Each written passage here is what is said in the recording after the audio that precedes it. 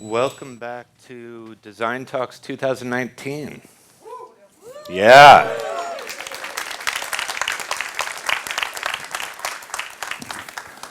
My name is Brendan Clark, and I'm an associate professor here in design anthropology and the director of PhD studies as well.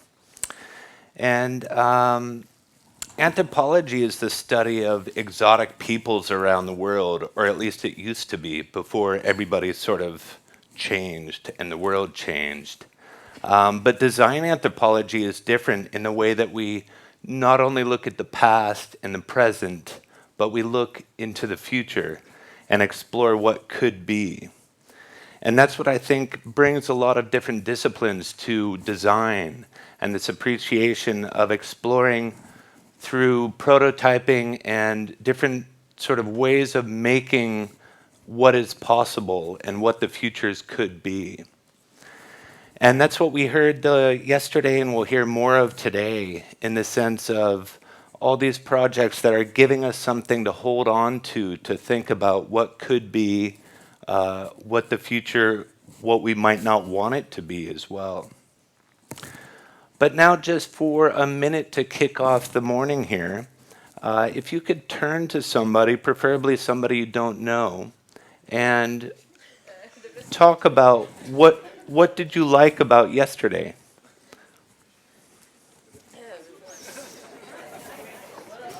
Thank you.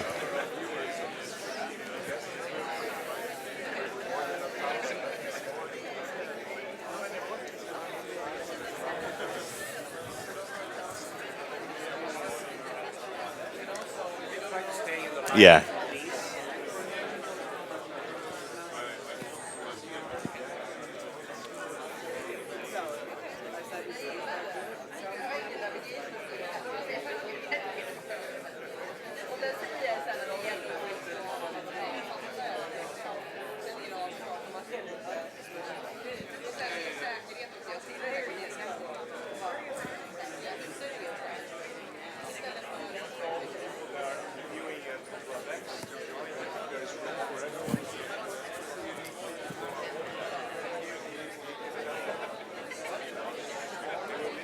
Yeah.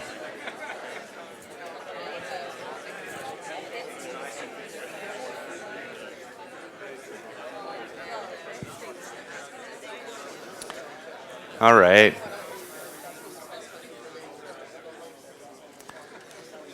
I, I should have mentioned, all of you watching at home, you can turn to somebody in your living room or kitchen.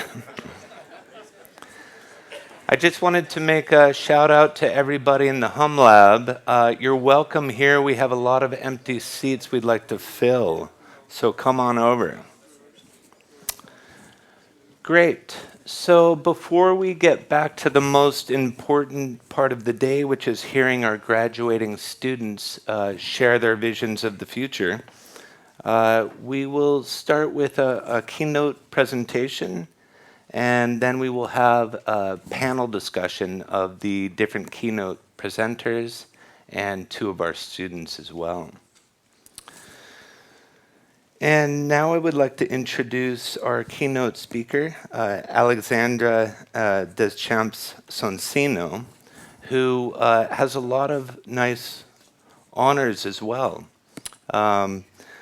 She was named the first in a list of 100 Internet of Things influencers, and second in the top 100 Internet of Things thought leaders, and in the top 100 influential tech women on Twitter. And she's been included in the long list of Computer Weekly's most influential women in tech in the UK as well. So with that, I would like to welcome you up on the stage.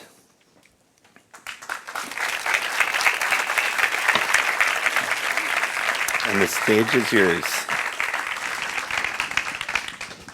Hello. Oh my God, hello. Amazing. When you do a lot of speaking, this is called the graveyard shift, because everyone's either post-lunch or super hungover. For the people at home, I hope you're not. Thank you for having me. It's a real pleasure to be here. And weirdly, I applied to Mayo about 15 years ago, and I got accepted. I decided against it because at the time in my life I didn't want this much sunlight in winter. And now I feel like maybe 15 years ago I would have been able to take it. And now I find it really surprising. So I'm here today to talk to you specifically to the graduates about what it's like to work in interaction design, industrial design. I studied industrial design as a bachelor's, and I did my MA in interaction design. And I wanted to give you a portrait of the kinds of things that are waiting for you. Some of them are fun, some of them less so. I'll come back to this very briefly, which is to say that someone inelegantly called me the other day, I think, someone with a portfolio career. When they say this is not a good thing. What they mean is that you chop and change all the time, so it kind of looks like a portfolio, like you're not consistent in any way. I think that there's a lot of people in the world who will tell you that this is a bad thing. I consider it to be something that's really good for me and that I have completely embraced. So the things that I will talk to you about is what happens when you also have a portfolio career. A portfolio career also implies kind of acting like this guy, who is the artist who is showcased in your art museum right now. I hope that you have been to see the exhibition. I was completely blown away. Carl Johan de Geer, it's probably not pronounced that way. He was an artist, a designer, a prop maker, a photographer, a fashion photographer. He kind of did a whole range of things. But he started his career with textiles and designing textiles, very unsuccessfully. And this is a picture of his workshop that he built, and he also had a little shop, and he designed textiles because he wanted to change the world with textiles and music, as many people did in the 60s. And that didn't pan out. And the description of the show and the little booklet that you get with the show really describes his, in a way, pains and pleasures. And I think that's also what I'd like to talk to you about. Here's some of my clients over my portfolio career over the past few years. These are much recent clients of just this year, which means that in the past 6 months, I've worked with a whole bunch of different people in different kinds of ways. I'm currently working with the top 3 that you see on the top. And this idea of kind of pleasure and pain, I think, is really important when you do work in design, because there's some super fun things and there's super frustrated things that will happen to you. One of the first pain in my life was that my interaction design course actually closed when we finished. So the Interaction Design Institute Ivrea was a small postgraduate course that had been running since 1999. And through an ensemble of circumstances, it actually closed. So when we graduated, like you today, the day after graduation, we had to pick the books that we wanted from the library because the library was being shut down.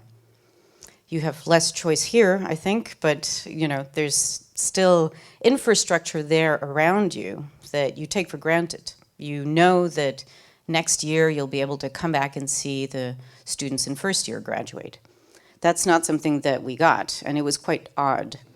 I weirdly also ended up with the only official copy of the certificates given to the students because I knew the admin people, and 4 years after we graduated, the admin people emailed me, and they're like, "Can you hold on to this?"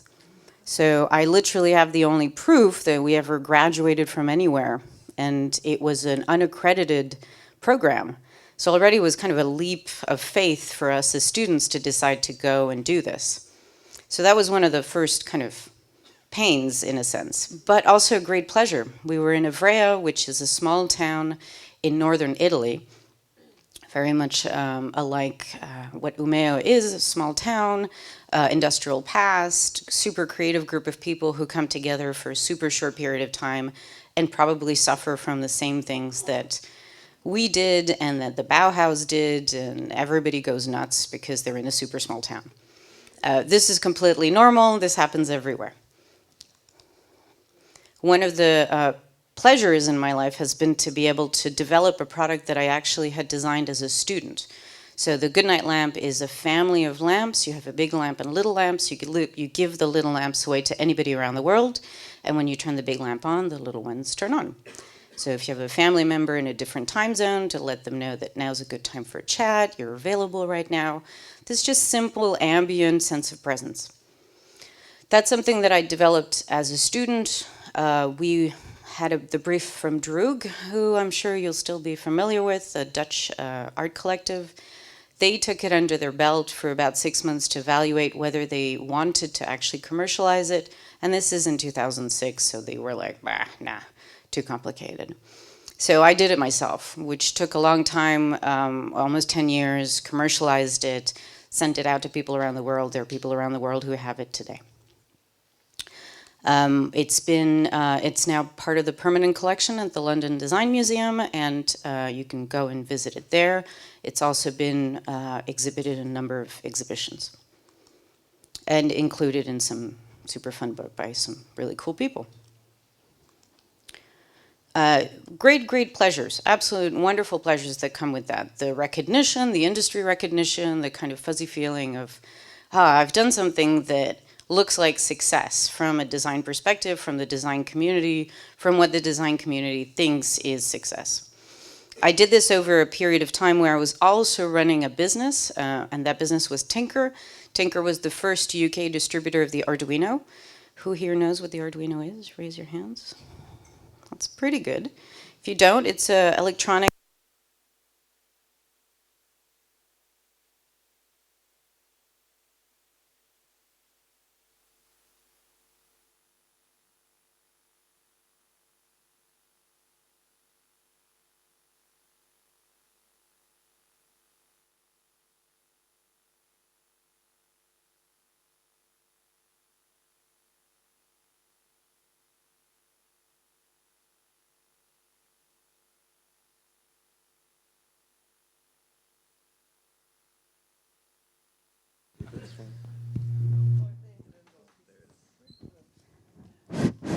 Sorry, I'm back.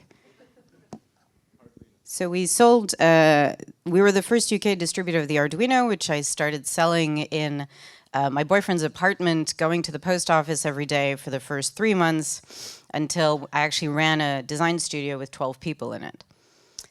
We also ended up with 2 of the projects as part of the permanent collection of the MoMA in New York that were exhibited as part of the Talk to Me exhibition in 2010.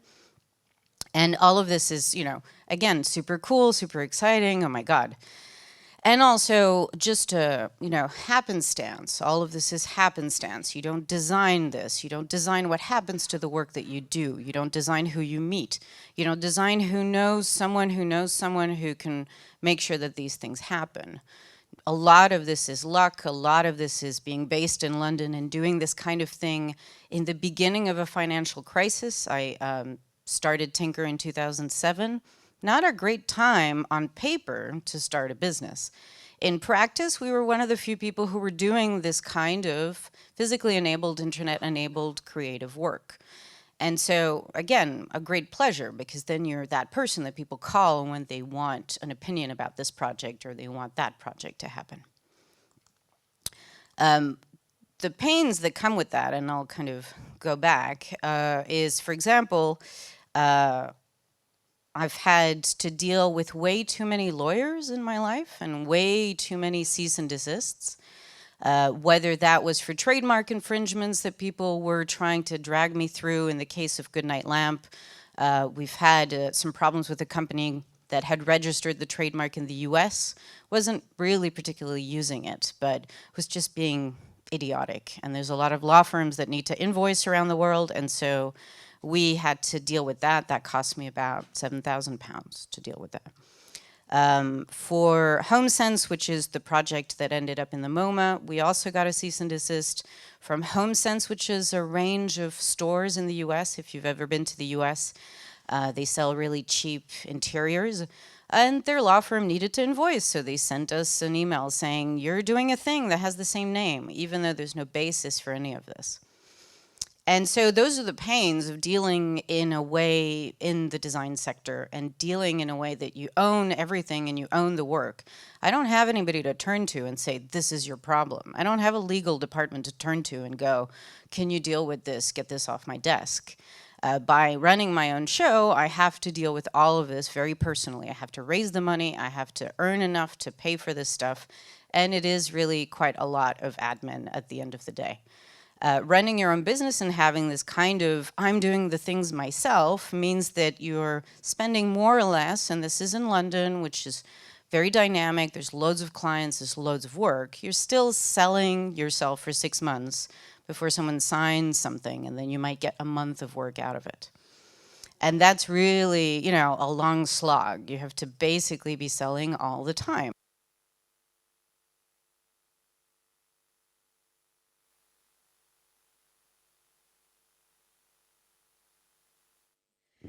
I feel like we're going to do this a lot. It is the graveyard shift, I know. So, and then when you're doing the admin and you're dealing with a client, you're spending probably 60% of your time just getting a purchase order from them. And if there's one thing I have to impose on you as professionals in the future is get a purchase order. And a purchase order just means that your real client, which is your client's finance department, knows that you exist and knows that one day they will receive an invoice from you. If they do not know this, you don't have a client. You can do 5 months of work. If you don't have a PO, you'll never get paid. So get a PO. That's all I'm saying. You're going to spend some time chasing the finance department. I know architects who take 1 year to be paid. It's not fun. It's not fun running your own thing. It's great because you get the rewards, but it's also not fun. And then occasionally you're paying lawyers. My lawyer, Rosie, who's maybe listening, is awesome. And then there's the whole complicated thing of having ethics and having things that you are willing to do for money and the things that you say to yourself you're unwilling to do for money. Who here thinks that they will one day work on a military contract? Raise your hands. Amazing. We'll come back to that. And when we talk about ethics, we talk about kind of, dealing with the things that you think you believe in and being able to make money from them. And you think that's really kind of important. Again, think of this guy who now is a super celebrity in the world of art and design and obviously has done really well, but the things that he believed in, which is the world can work and can change with music and patterns, didn't happen. So sometimes the things you believe in are the things that maybe bring you down, or the circumstances and the political circumstances around the things you believe change. It means that you have to change what you believe in. For the past 2 years now, 2.5 years, I've been working on something called Better IoT with a bunch of people around Europe, and this is essentially to try to bring good design, or what we might qualify as good design, to the world of the Internet of Things. It's just a small questionnaire, it's free. You can go and you can look at these questions and go through them and say, yes, I'm doing this, no, I'm not doing this, or I've decided against doing that. And it asks you a range of questions about the life cycle decisions that you've taken, the security decisions that you've taken, the amount of support you're willing to give, all sorts of things that relate to product design, software design, and much, much more than that. And that was because me and the people around me were seeing people design things in kind of not so nice ways, not because they were malicious, but because they didn't know any better, they didn't have any money, they didn't have any funding. What happens is that these are things that I believe in as a professional, but other people believe the same, which means that everybody and their monkeys now has services and frameworks and workshops to offer these kinds of services around me. So that our little tool, which is free and open and does its thing, is there quietly, happily, and other people have, built on top of that or completely ignored it and then completely replicated it. And it doesn't matter because I still believe the things I believe. It's just not going to be one of those things I make money from. Does it annoy me? No, not particularly. And if you're a good designer, a lot of your work will take that kind of shape. They will be, the act of doing the thing is more important than whether you can pay the bills or not. And this area specifically is so interesting and important right now that actually today, and this is what I was doing over breakfast in my hotel, there is a deadline for a consultancy piece of work, open consultancy piece of work from the government in the UK, because the government in the UK is now super interested in these things. So the things that I was interested in corralling into shape, into a conversation over the past 2 years are now at a government level. What's my role as a designer? Well, I'm not there as a designer. I'm there as a voice. I'm there as a person who happens to know a bunch of people who believe a certain set of things, and I will reply to this open consultancy. Not thinking, well, this is above my pay grade or this is not what I do as a designer, but hey, why not? I have an opinion. I'm going to share it. And you should think that way as well, I think. And then there's the fantasy of doing design, and then there's the reality of doing design, which relates to all the things I've been talking about, which is about money and how you earn money and how you make a living from doing design work. Again, we're still sticking to the fact that no one here would qualify themselves as wanting to do military work, right? No one's changed their minds? Anybody? Okay. So the aims, you know, the fantasy of good design, predominantly made their money from a military contract. You know, without the military contract that they got for that leg splinter thing, they wouldn't be able to do furniture. It was a huge contract. So would they have, you know, kind of proudly said in public, we never do military work? No, they never said that. They took the work. They had to pay the bills. It was 1942, probably not very good for work. And they built an entire furniture empire off the back of money earned doing this kind of work. Someone out there is doing it, whether it's you, your peers, someone else. And think about what you can enable by doing that. I have a friend who did 5 years, I think, in a Norwegian oil company. He hasn't worked in 8 years because he doesn't need to, because they made him redundant. It was a huge amount of money. And he's just been doing his thing, riding predominantly, I think, a lot of really big boats across Europe. And that's a lifestyle choice also. It's to say, I actually want to take a break for 8 years. It's probably not 8 years. Mark, if you're listening, I'm sorry. Some years. Colors Magazine, who here knows Colors Magazine? Yeah, it's not enough. Okay. Colors Magazine is responsible for what we see now as protest advertising, or anything that comes anywhere near what we think of as woke advertising. These guys invented, essentially. Tibor Kalman was the graphic designer lead on Colors Magazine in the 90s. They're responsible for much more colorful advertising than this one, but this one I thought was slightly more okay for the internet. And, you know, this is all financed, and all of that work was financed by the Benetton Group, who are, yes, a fast fashion group who, you know, fund and are responsible for quite a lot of strange, ethically laden slave labor in Southeast Asia, because it's fast fashion. But everybody looked at the ads that were created back then and thought, oh my God, this is amazing creative work. The creative work doesn't come from nowhere. Ultimately, at the end, if you scratch long enough, you'll find that the money that powers a lot of super creative work isn't that clean.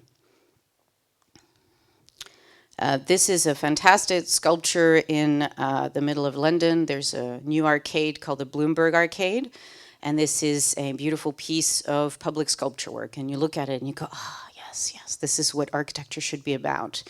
Except you find out that this is really an anti-terrorist management piece of public space, because it's in the front of the entrance of this really big building in the city. And it's specifically there as a way of blocking a tank or a vehicle from coming into the entrance of the Bloomberg building. And you go, oh, yeah, okay. Because every piece of design ultimately is there within a socioeconomic context, within a political context. It has a role to play. There's some really interesting design being done by some really dubious political parties around the world. People have innovation departments, people have design departments. And so you should always look at these things and think to yourself, okay, this is life and this is how it works. And there's going to be a piece of work you're going to take one day that's just because you need to pay the bills. All of this is also within an ensemble of startups and activity and kind of ecosystem of thinking where everything is so dynamic, and it's incredibly dynamic to the point where the client that you might not have any funding in 2 months. But you'll never hear about this because you're the designer they just hired to do a piece of user experience. And actually, the amount of companies that come and go is really high. And so you'll take a piece of work because, yeah, it pays the bills and maybe they're cool and they're a nice company. But maybe in 6 months, the work that you've done disappears. This is my friend Phil's wonderful Tumblr feed, which documents the last blog post from all the companies that go bust, because they always start with our incredible journey together, or we'd really like to thank you for da da da da da. The lingo around that closing blog post is almost always the same, so he collects them. And all of the things that you've been taught, I'm hoping, about all of the good things that design should be doing have been things that really have been kicking around for quite some time.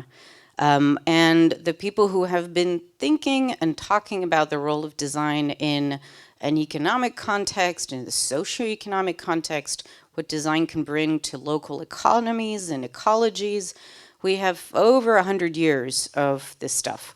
And we haven't really cracked it because there's almost very little market there and there's never enough money there for those things. So the work that you might want to do that addresses these really core fundamental issues, you're going to struggle or might struggle to find an actual client for it. We've got a nice bit of, energy around climate change right now, so that might change. But we've had a nice bit of energy around climate change before, so let's hope that the money comes with it, that people actually invest in these projects. I haven't seen very much, and I certainly have done next to no work, bar maybe 2 clients over my whole career that has specifically was related to green projects. And then there's all the wonderful things that you will hear about, and I really do hope that you take this into consideration around what work-life balance looks like. The day before yesterday, Tim Cook thanked his employees for basically not having a life for his products. And people are extremely upset. Extremely upset. People have quit their jobs, and Apple divisions are advertising like crazy because they just squeeze the living life out of all their employees. And people are no longer ready to put up with that. There's a long history of unionization that we have just ignored in the past 20 years because we thought that technology and design and the Internet of Things and all this space didn't really need it. But your generation might be the generation that goes, hey, I'm not taking a job in this mega multi-million pound corporation, Chrono Corporation, unless there's protections for me and unless I can make sure that I actually have a life. And then there's the role of design broadly beyond your work. You're going to be a person in the world. You're going to be a person in the world that happens to sit down at a desk and maybe do the odd bit of CAD, and then you go home and do nothing and watch Netflix. I hope you don't. I hope you do other things. I hope you build communities around you, build communities of people who are interested in the point of view that you believe in. My only attempt at doing that, and I try to do that a lot, is I started the Internet of Things meetup in London in 2011, so it's been 8 years now. We're the second largest community in the world around this topic. I also decided that writing books about the things I believed in and the things I thought was quite good, and it was another way of getting my work out there and being able to present things in a way that actually makes up a book is quite hard. It took me a year and a half. But I think these are ways of being a designer.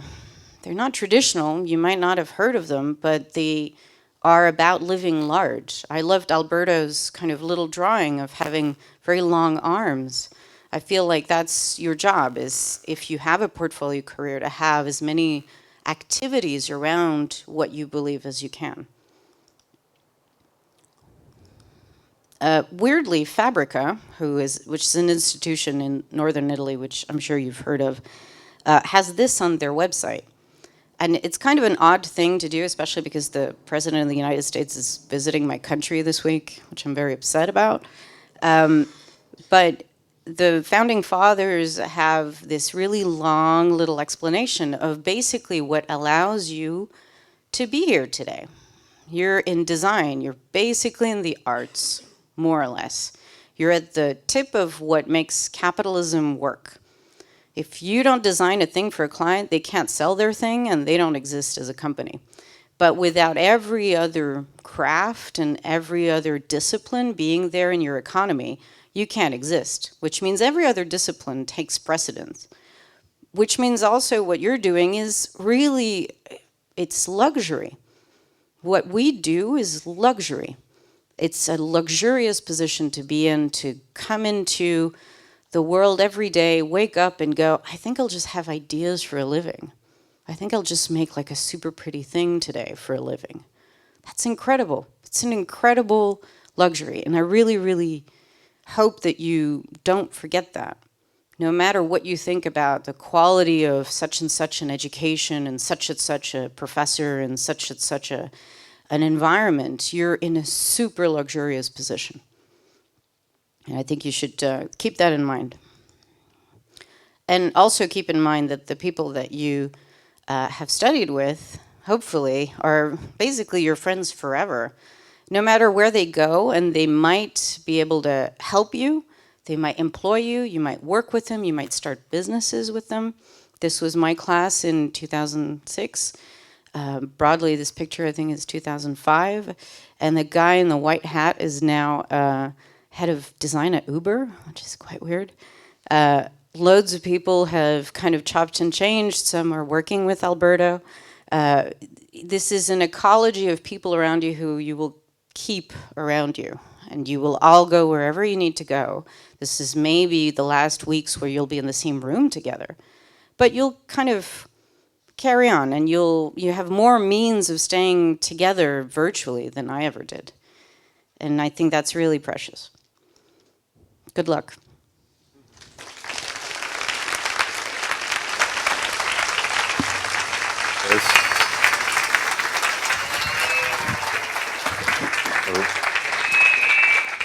I can't come close to you.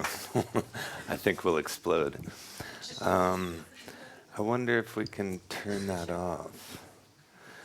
Good, so now we'll bring some chairs up here.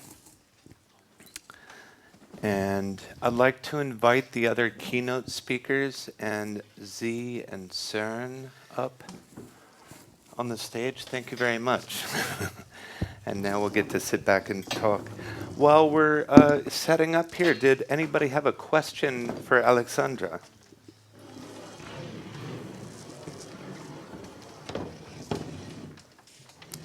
Yes. I wonder if I can borrow this.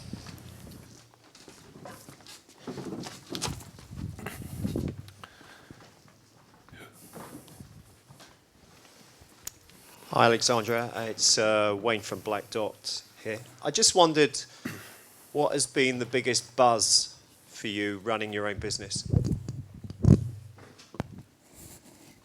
Yeah.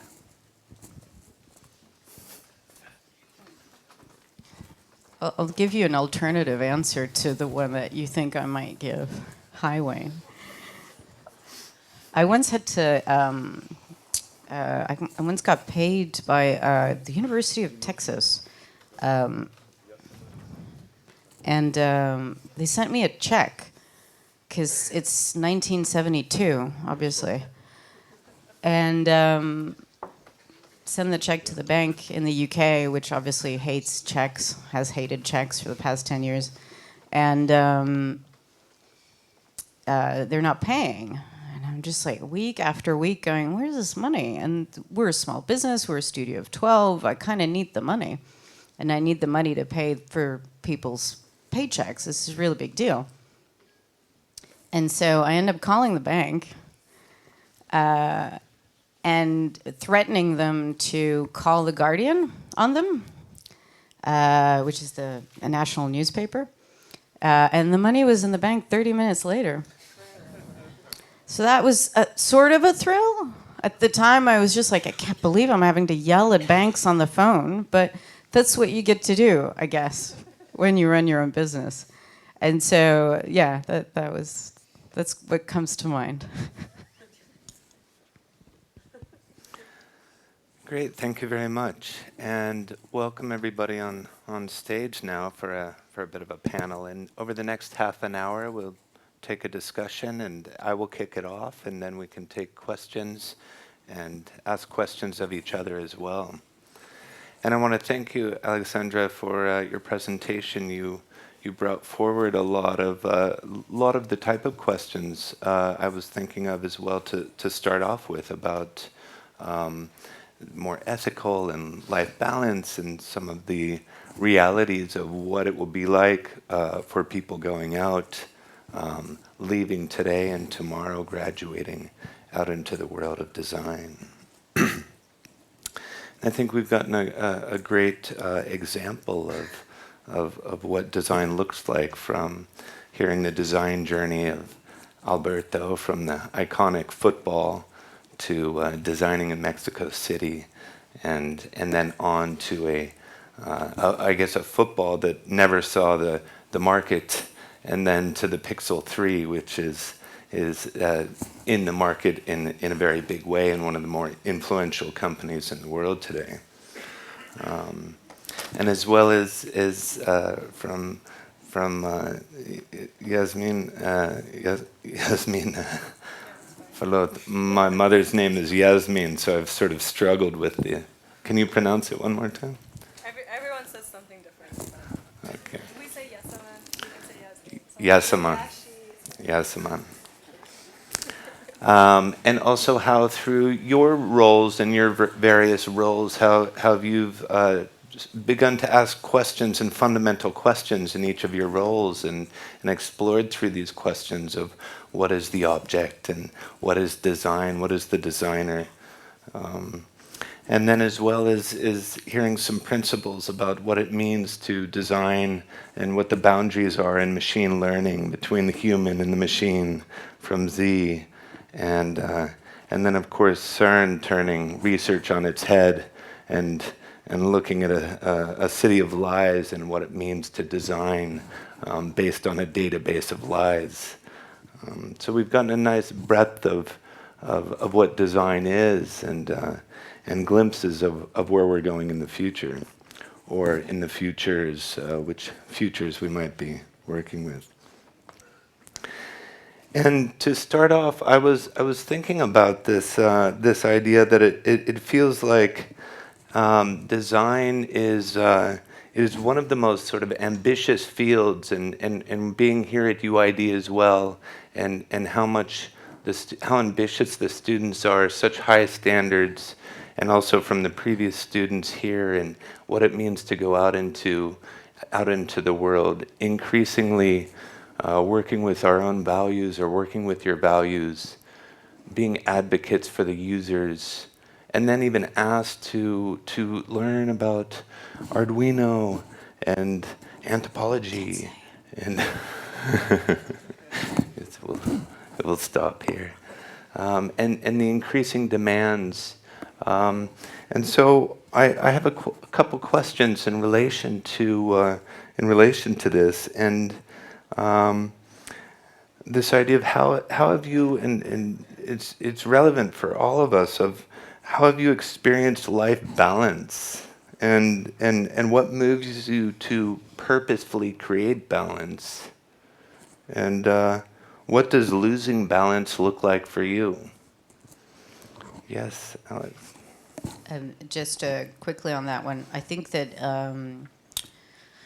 Specifically for me, and I don't know why I forgot to say, but I had to close Tinker in 2010. I was gonna turn 30 3 weeks later, and I had decided that I wasn't gonna be running that business at age 30. So I closed it, which means dissolving the company, which means you have to hand over everything to an insolvency company. You pay them about $3,000, and then they take care of shutting down the business for you. And I genuinely don't remember what I did for the 3 months after that, because everything is sort of a daze, and you go through a process of immense self-loathing because everything that you've read about everything in the world is about success and never about failure, and never about the reality of shutting down a business. I had enough money in the bank to either pay my employees for Christmas or not. And I decided, or pay the government because I owed them an extreme amount of money. That's another thing they never teach you necessarily in design schools, how to actually do finance, which I recommend you get someone to help you with that. So I decided to obviously pay the people I was working with, so, because the government's government, it doesn't matter. If HMRC are listening, it's all fine. And I think that was the time in my life where I had absolutely no boundaries whatsoever about when I did work. I worked every evening, I worked every weekend, and after I shut down the business, that was the last period of my time I've ever done that. I've never worked on evenings or weekends since. And I'm extremely harsh with myself about doing that. And if I'm traveling like this week, then you sort of have a slight bit more of a blur, but that I feel really uncomfortable about that. And that's because you get to a point where you've seen the edge of what you're capable of doing, but it's not great. So I wouldn't come anywhere near that edge. And I certainly, I'm grateful for the experience. I'm grateful for the experience of knowing what it's like to shut down a company, because now I've since shut down on paper quite a few, and I've owned a variety of on-paper companies since, and so I'm not scared of the process now. But you have to have limits, I think. Are we gonna go with this one? If you'd like, yes. Yeah, that was a great point. I think it's also important to to put hard stops. The hard stop is really important. Sometimes hard stops are put for you in life when you have a kid, when you have certain life events. But also with today's tools, it's very easy to just have access to everything everywhere. And also designers have a passion for design. I don't know if accountants or lawyers think about law or numbers after work, but designers are constantly thinking about design, constantly thinking about how can I change that little detail in the chair? How can I do this thing better? So it's natural that we have this tendency to always think about design. So it's difficult to detach from work because work is life for designers. We're living design. It's not that from 9 to 5 we go to work and then we stop thinking about design. So having the hard stop is really important. Sometimes you have to put a hard stop in your schedule to force yourself to have time for other things, which will also enrich your visual culture and your profession ultimately. But it's really important to have that hard stop. Thank you. Should I go? Hello? I think when I think of balance, for me, the major thing that keeps coming up is this balance between like thinking and should I change the microphone? Yeah, I'm just wondering if... It's kind of cool. It's like this yeah, it's, music in the background. it's like the herd horses is... What do you want me to do? I think maybe it's this one, if I can ask you to hold that. Thank you. Okay. I can talk. Okay. For me, I think the biggest balance, there are two balance ends. One of them is this working, delegating tasks, communicating, emailing, thinking about ideas, like things that are kind of like mind oriented, and then they're like doing things, like actually making stuff. And I find myself, I sometimes like go really deep into each one. And then when I'm really deep into one, I miss the other one. So I find that also happening not just as an individual, because let's say I'll be like talking today, and then I'll be talking the next day, and then I'll be emailing, and then I'll be like, what have I done in the last week or the last 2 weeks? I've done nothing. So I need to like put time for myself, like what you're saying, like block time to actually make stuff. But then I also see this pattern in companies too, and with people who are working as well, because as you kind of move higher up, you become manager, or you become like creative director, and then you're like delegating tasks more, and yeah, it becomes this funny balance of like making things and like letting other people, letting other people make things and thinking of like the vision. And there's one person I want to like give a shout out to. It's Nando Costa, who's a visual creative director at Microsoft HoloLens, and he was like amazing at this. Every time I look over his shoulder, and he has like 6, monitors, and he's just like making stuff, and it's like so beautiful. And then he's also like, you do this, and he's just like delegating while working, and that's like my dream. Like do and think at the same time and delegate. So I think that balance is one, and then the second balance for me is like kind of related, but it's this body and mind thing, which I think in the West we separated, but and of course it's kind of sometimes separate, because you're like, I need to shower, I need to drink water, and then I know it's like shower. Or other times it's like, oh, I want to write, or I want to think about something. But actually I feel like they're all kind of connected, and putting time for yourself to have these moments of reflection is really helped me to be part of the creative process. So I will tag on a bit to that and maybe talk more about this from the perspective of design research. I think there's definitely something about that balance, especially when you're doing experimental work and trying to sort of merge making with trying to figure out like where you're going, why you're doing this, what is this problem area, like for instance IoT or AI, what is that, how does that work? Trying to sort of be in this space where you're sort of floating and you're not really sure where you're going. I think there is definitely an element of, yeah, maybe not losing balance, but really being aware of trying to find that balance. And it also goes to what you were saying about like what really makes you happy, what kind of activities sort of brings you energy and makes you move forward, and how do you structure your life in a way that actually supports this journey. I think that's really important. And also I just want to pick up on this thing you said about failure. So as some of you maybe know, I'm really obsessed with failures. I think they're awesome. And I think one of the big problems in design research is that we're actually struggling to sort of say when we have failed doing stuff, and that's extremely important, I think, to be able to say that. So I don't think that's actually so stressful. That's actually really, I think it's really useful. It's really great. That's like the opposite of stress for me. It's sort of like, oh, this doesn't work. Why didn't it work? Great. Maybe there's an opportunity to do it differently. So sort of like trying to take this, I think, design practice mindset and just apply it to research and not buy into this idea that it's sort of two different domains where we have to be two different people, I think is really important. All right, I'm a little bit nervous because apparently I'm the least experienced person on the stage. Yeah, so I'm gonna start with 2 tiny little stories.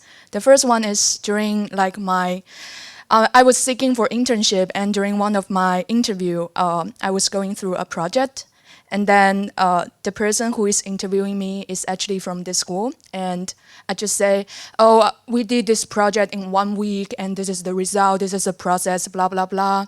And then that person actually in this room, he said, haha, that's not true.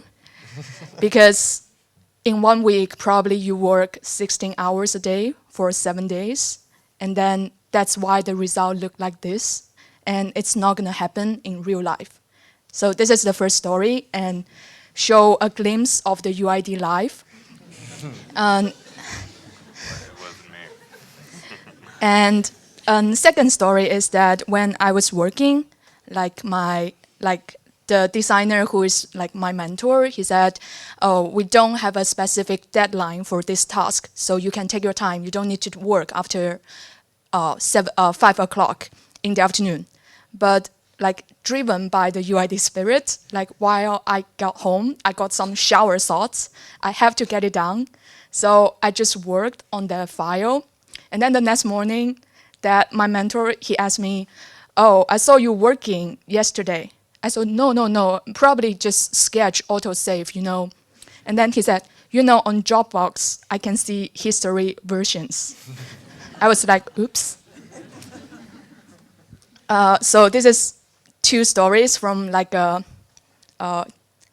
wouldn't say like I am going to be a young professional designer, but I guess this is the lesson we all need to learn, especially coming from this UID is atmosphere, like where everything is too dark and too cold and there's nothing to do in the city. Like what else can you do? IKSU, gym, and yeah, and then working, right? So yeah. And if you want, you can go on Instagram, search for hashtag UID asleep. You can see a bunch of pictures of people like just sleeping in the studio, whatever. Yeah. Right? I think, again. 2 minutes. And a couple of things which I think are super interesting to think about when you come from a culture of design, you come from a culture of design education, where in essence you're very close to invention. You know, you're trying to come up with a thing that's radically different from all the things that you've seen. This is super dangerous in the market because actually the market of agencies and ideas and clients and all the people who are going to pay you for your work really don't like this because it's called radical innovation. What they really want is incremental innovation. What they want is a thing that's slightly better than a thing they've already done, and it's not going to break the bank. I remember going into a lead user workshop with a large phone company that's Finnish, and they were like, "Oh, we really want you because you're a blogger. We really want you to think about the future of blogging." And it was in 2009 or so. And we were like, "Oh yeah, but you could like add a button on the side of the phone to do like push to publish. So you could record a thing or you could write a piece of thing and it would just directly publish to whatever platform you'd been using, whether that was Blogger, WordPress, etc." And they're like, "You added a button." I'm like, "Yeah." They're like, "Can't add buttons." Because the hardware implication of adding a button is a change to supply chains and manufacturing supply chains that they have that are oiled to the last cent of a euro. And therefore you're like, "Oh, okay. So I guess we could do like a box on a UI." And they're like, So that's the first thing that's beat out of you when you come out into the world is the world of the radically different idea that is radically different from all the things in the market is a lot less easy to actually finance, to actually find work for, to actually find clients for than the world of incremental innovation, incrementally good, incrementally better ideas. And so that's one of the the balance thing, or the kind of how you find balance is between your frustration of not being able to be an inventor and to actually pay your bills. Like you have this thing and you constantly have this thing in your mind, which is the thing that drives thousands of people to crowdfunding. Because that's about the only environment where no one is asking you specifically to be incremental about your ideas. And it doesn't mean that you get to do the thing. And certainly the success rate of crowdfunding being what it is and the processes being what they are, you might make the thing, realize you never want to make this thing ever again, and it was a terrible idea, and you've sunk all of your savings in it. But that balance of ideas, like how far away is the idea from the market, I think is something you learn to dial. I want to come back to the idea of failure, embracing failure. I think is really important that you mentioned it. Also, I think it's important in 2 ways. I think failure is something that is natural to the iterative process. Like we prototype, fail early is very famous. We identify mistakes and improve and constantly improve. But it's also important to promote a culture where it's okay to make mistakes and making sure that people feel safe making mistakes in the culture, because that's how you can feel comfortable proposing ideas in a meeting that somebody will disagree with, but it's okay to have that different point of view, and so it's important to have that safety, psychological safety of it's okay to make mistakes in a team and in a culture. Great. And does anybody have any questions for the panel?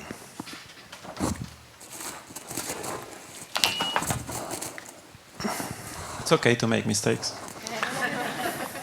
Just try it. Okay, well, I'll keep us going then. I'll wait till I hop back up here.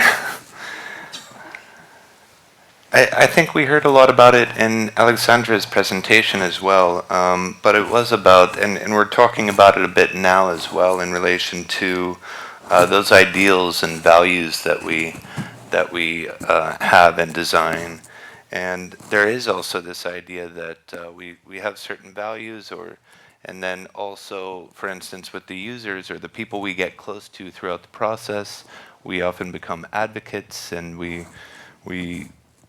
but then we face these realities, and we heard a nice contrast from Alexandra about these ideals and then about paying the bills. But I did want to ask how it's been for you for your values to either get new values or develop your values, or how they evolve, and if you have examples of that.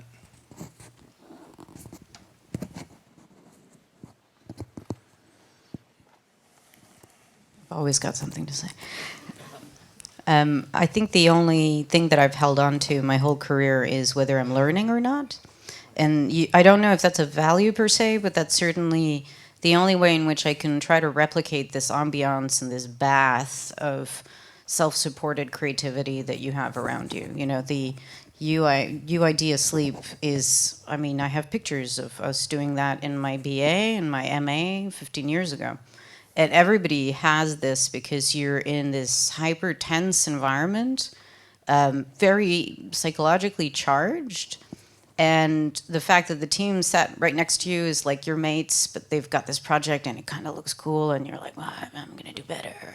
And so that's like a situation that is very hard to replicate afterwards, because you're surrounded by people who are strangers from day one, and then they might become good friends if you spend enough time with them, but they're more likely to leave at 5 because they have a family or whatever it is. And so how do you replicate this intense psychological need for the feedback mechanism of like, I'm doing a good thing because I can see the other team and I can see that theirs is slightly more shit than mine. And like, how do you get this? I do that by making sure that the thing I'm working on is constantly new. And that's an absolute addiction, and it's incredibly unhelpful for my bank account. Because one of the great things in life, if you are an accountant or a lawyer, is that you take the knowledge that you have and you repeat over and over and over again, and you reapply over and over and over again. And you're not necessarily learning all the time.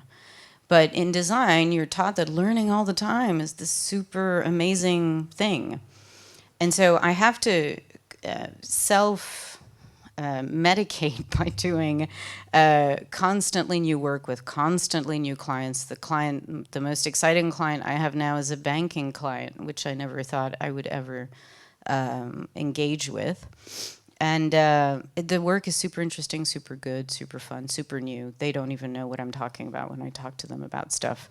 And I think that I recognize how addictive that is, and I recognize how unproductive that is financially.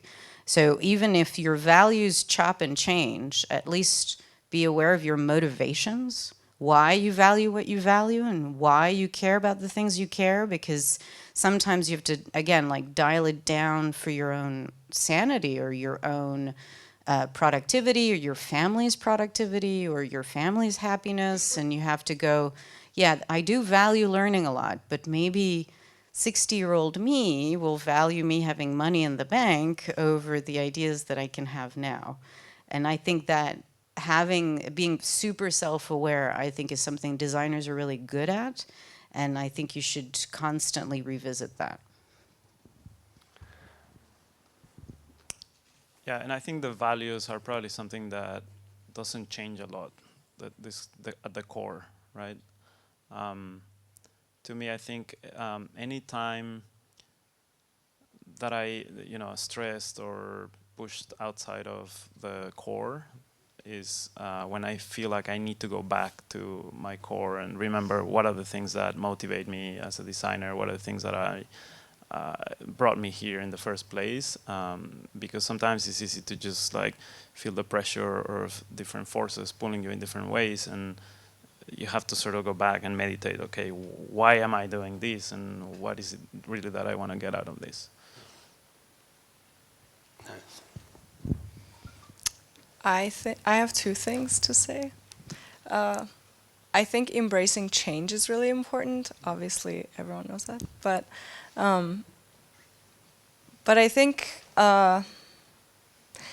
one story is about like different models of this in institutions, because like I'm changing, I'm okay with myself changing. There's not a lot of consequences, that much. Maybe in relationships, I don't know. But I'm just thinking of Noma, which is the restaurant in Copenhagen that's like really famous for their food and expensive and takes time for you to like get on the list.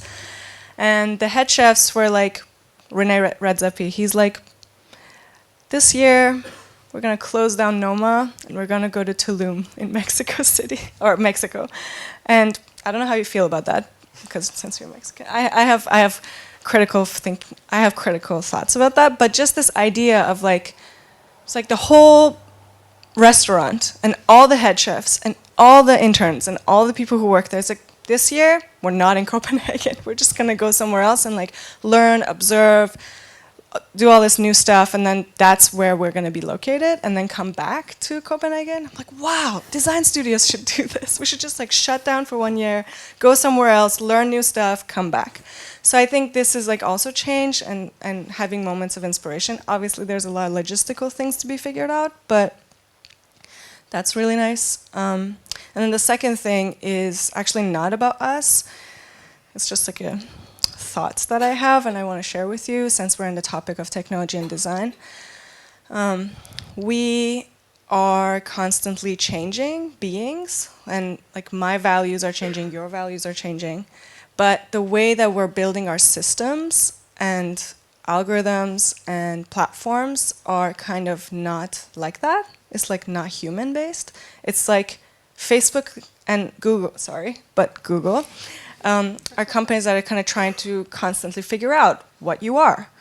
What do you like to eat? What do you want to do? What gender are you? Like categorize, so that they can help you with advertisement and so on, which is helpful. And sometimes I'm creeped out. Sometimes I really like it. Sometimes I'm like, oh, I don't even think about it. But the part that I feel weird about is that we're changing all the time, but we're building platforms that don't accommodate for us changing all the time.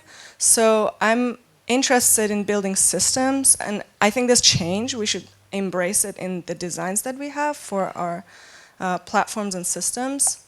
That's it. Thank you. So I think I want to talk about a tension that I experience sort of between all these different projects, and I guess navigating change, like you're talking about, how we do that, how we do tons of different projects.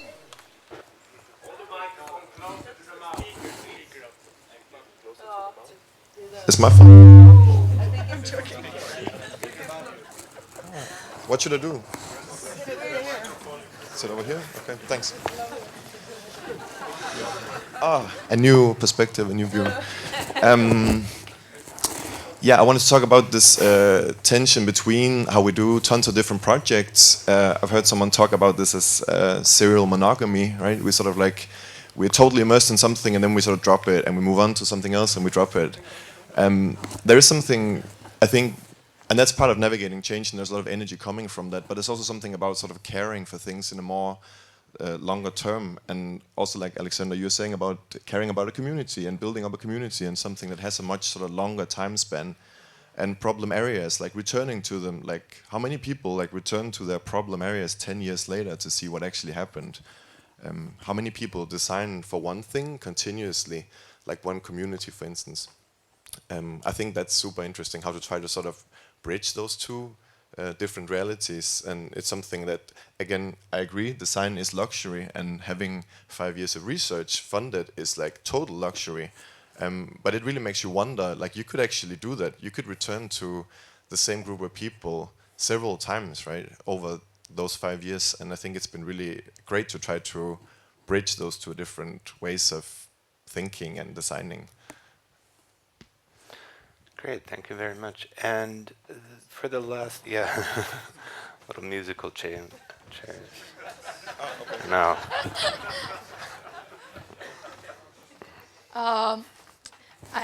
I do feel that we constantly encourage people to step out of their comfort zone. And we, as a designer, we tend to push ourselves so hard, like seeking for something new. But I think the power of consistent in doing one thing and then really craft that thing, like the craftsmanship, is a little bit underestimated in the modern time. And I think there's something in there. And also, I like as me as a person at this moment, I just say I really like at this exact moment I really don't want to step out of my comfort zone. All I want to do is lying down on the beach and then eating pizza and grapes. And I feel that this kind of like we should be allowed to stay in our comfort zone just for a while, and everyone, I think it's okay. With that, thank you very much.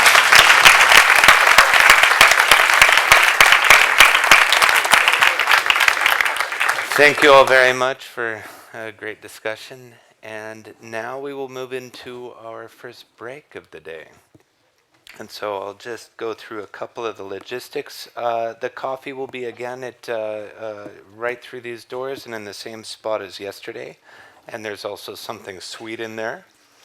And then feel free to go back to the exhibitions if you missed something yesterday. And this time we only have 30 minutes for the break. So please come back just before 11 o'clock to see the last round of the student presentations. And let's see. And as far as taxis, if anybody will be needing a taxi for, we'll do some carpooling. And there's the whiteboard at the front entrance. So if you're interested in having a taxi to the airport, if you go there and put the time you need to go, then you can carpool. Great. See you back here in 30 minutes. Can we ask Alex to sign the wall? Oh, yes. We're missing your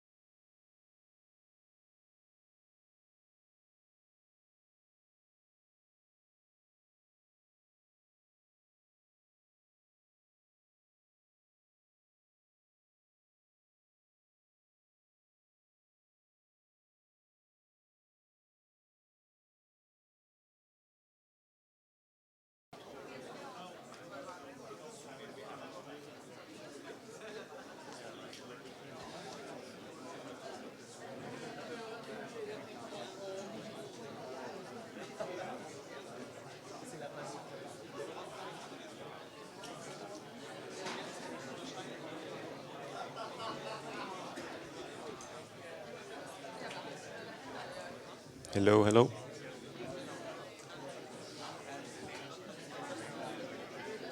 Are we live already? Okay.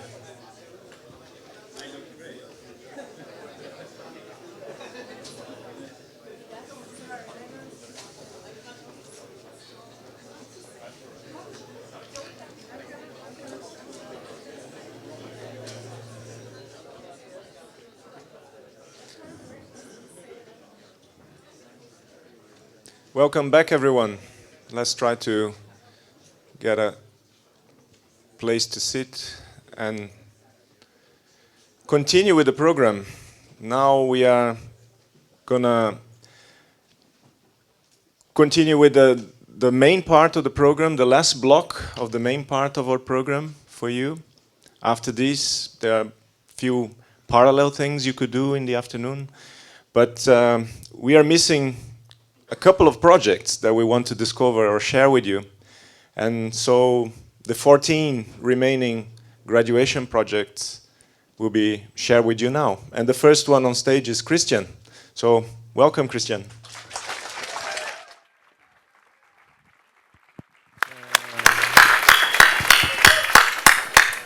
Hello, and thank you very much. My name is Christian, and welcome back. Today I'm going to present my bachelor degree work, which is about finding people that have gone missing at sea. So let's start. So finding someone lost at sea is a very hard task. The waves makes it hard for the rescue service to identify a person in the water. And because of the currents, the position is constantly changing. A position that was reported in, let's say, an hour ago is never the same now. All of this makes rescue operations today very long, and it can often be too late. In fact, your best chance for rescue comes from your own boat or some other boat in the area. And with these kinds of thoughts in mind, I want to develop a product that would save lives and reduce consequences of accidents for people adventuring the sea. And with that being said, I'm happy to present Agir, a new vision for a life jacket developed for offshore sailing. So when the jacket hits the water, it activates and will begin to transmit a radio signal. This will alert both boats in the area as well as the local rescue service. In result, there will be much faster rescue time and better chance for survival. And here we can see the front view of the vest when it's not activated. It is designed to be an iconic part of your sailing equipment. When the jacket hits the water, it activates and transforms into a more contrasting colorway to make it easier to be notified in the water.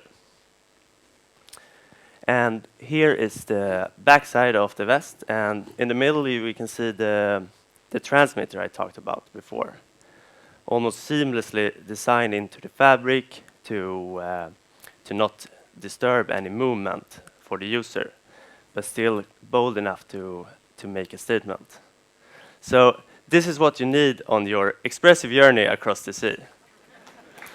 Thank you very much. That was it for me.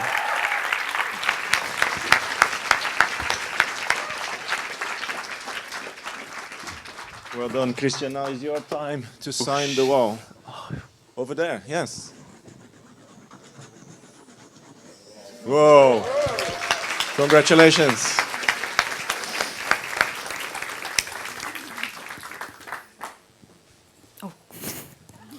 Hey, can you hear me? Yeah. Hi everyone, I'm Haoye Jia from Transportation Design Program.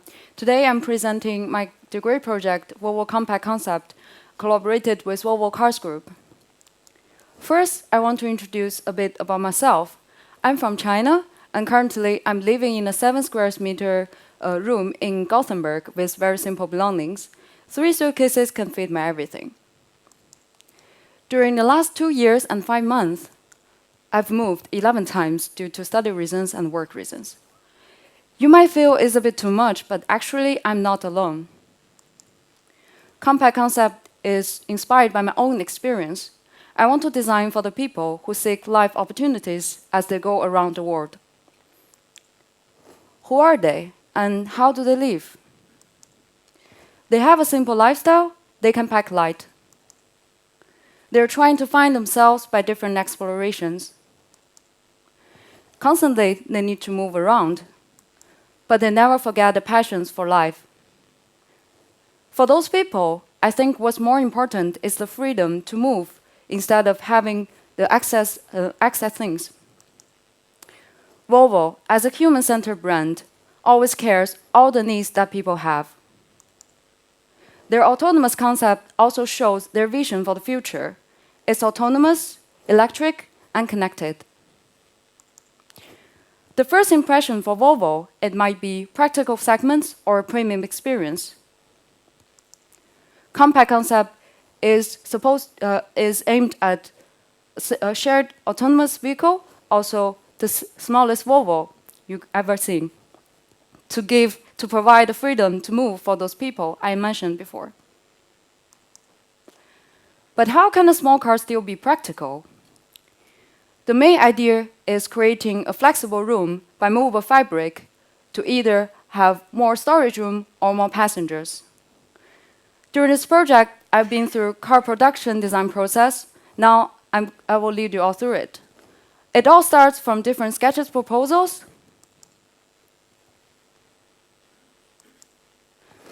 to 3D explorations. From 3D line drawing to clay model to material decisions to the final digital data.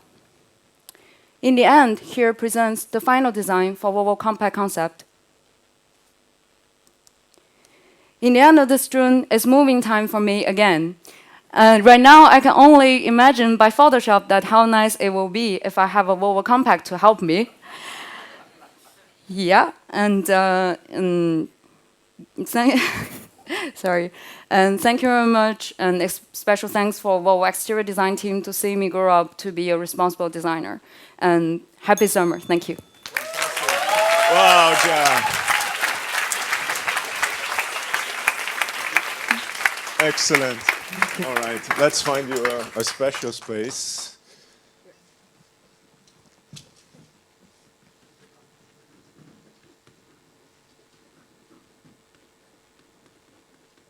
Very good. Congratulations. Wonderful.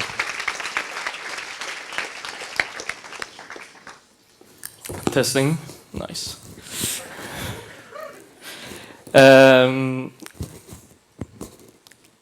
Hello, everyone. My name is Ali Bersakan, and I will be graduating from the bachelor program. My thesis topic is city tourism, also known as urban tourism. I would like to thank my collaboration partners OF and Autora. So, I love to travel and I love to explore cities, especially bigger cities, because of the vibrant mix of cultures. And it was during in one of these occasions, which I thought about this, where we are surrounded by visions and concepts of autonomous vehicles, yet we don't think about what will happen to the only existing mobility option for tourists today. So I asked myself the question, what mobility needs will the urban tourists have in the autonomous future? During my research, I managed to find 3 core values which applies for tourists today and will apply for them tomorrow as well. They want to have the freedom of movement, they want to feel in control, and they want to be able to explore much more. So with this in mind, I designed Tor. Tor is an autonomous sightseeing vehicle with electric exploration scooters. Tor is designed to fit in and stick out. It fits well into the city's modern architecture with a form language which accentuates the big glass sections, creating an airy feeling. It also puts all the technology in use in display. It manages to stick out with the iconic proportions and having the colorful accent details and having a good graphical combination of dark and bright areas. Tor is designed for 4 to 6 people, and the seating height gives a clear vision while sightseeing. The main idea is that you will, through a system, book the vehicle on demand or beforehand, and you will have the option to choose from a much bigger variety of tours which are fitted for your tastes the most. So what you find interesting is what you will see in the city, in a way. And if you're passing by a place, or you want to pass through the place instead and explore more, then you have the electric exploration scooters, which comes in handy. So Tor is a perfect mobility option for your expressive journeys. Thank you all so much.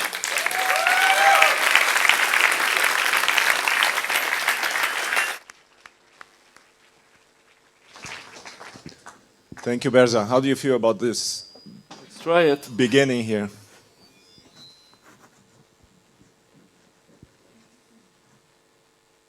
Well done. Congratulations.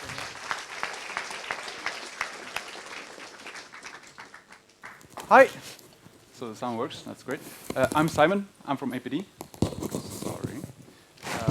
And I've been collaborating with ABB. And what I set out to investigate in my project. So, is it better? Yeah. Okay, great. Sorry about that. Not quite. Am I doing something wrong here? Okay, is it good now? Yeah. Fine, I'll just fire through. Anyway, I set out to see how a collaborative robot could be designed to work within a hospital. And then not only how could it look like, but more importantly maybe how should it look like? What is suitable for that environment? And having more or less, no experience of what is actual needs of that robot in that hospital which it would serve, I set out to do some research. So I shadowed and interviewed and I investigated the environments and kind of the know-how of 2 hospitals for almost 2 weeks. First being the Karolinska University Hospital down in Stockholm, and the second one being Umeå University Hospital right here in town. And so I learned a lot, but the primary insight that I need to share with you today is that when discussing the idea of introducing a robot into a hospital, empathy should be considered a competence.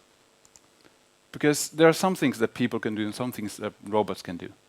And robots are not capable of authentic, real empathy. That's something that is unique to us people. And more to the point, robots don't really need to express that empathy because, well, the people who work in the hospital already care a great deal for the patients already. So the robot should rather help the existing personnel with things that are repetitive and dull, but that still really needs to be carried out for hospital to function.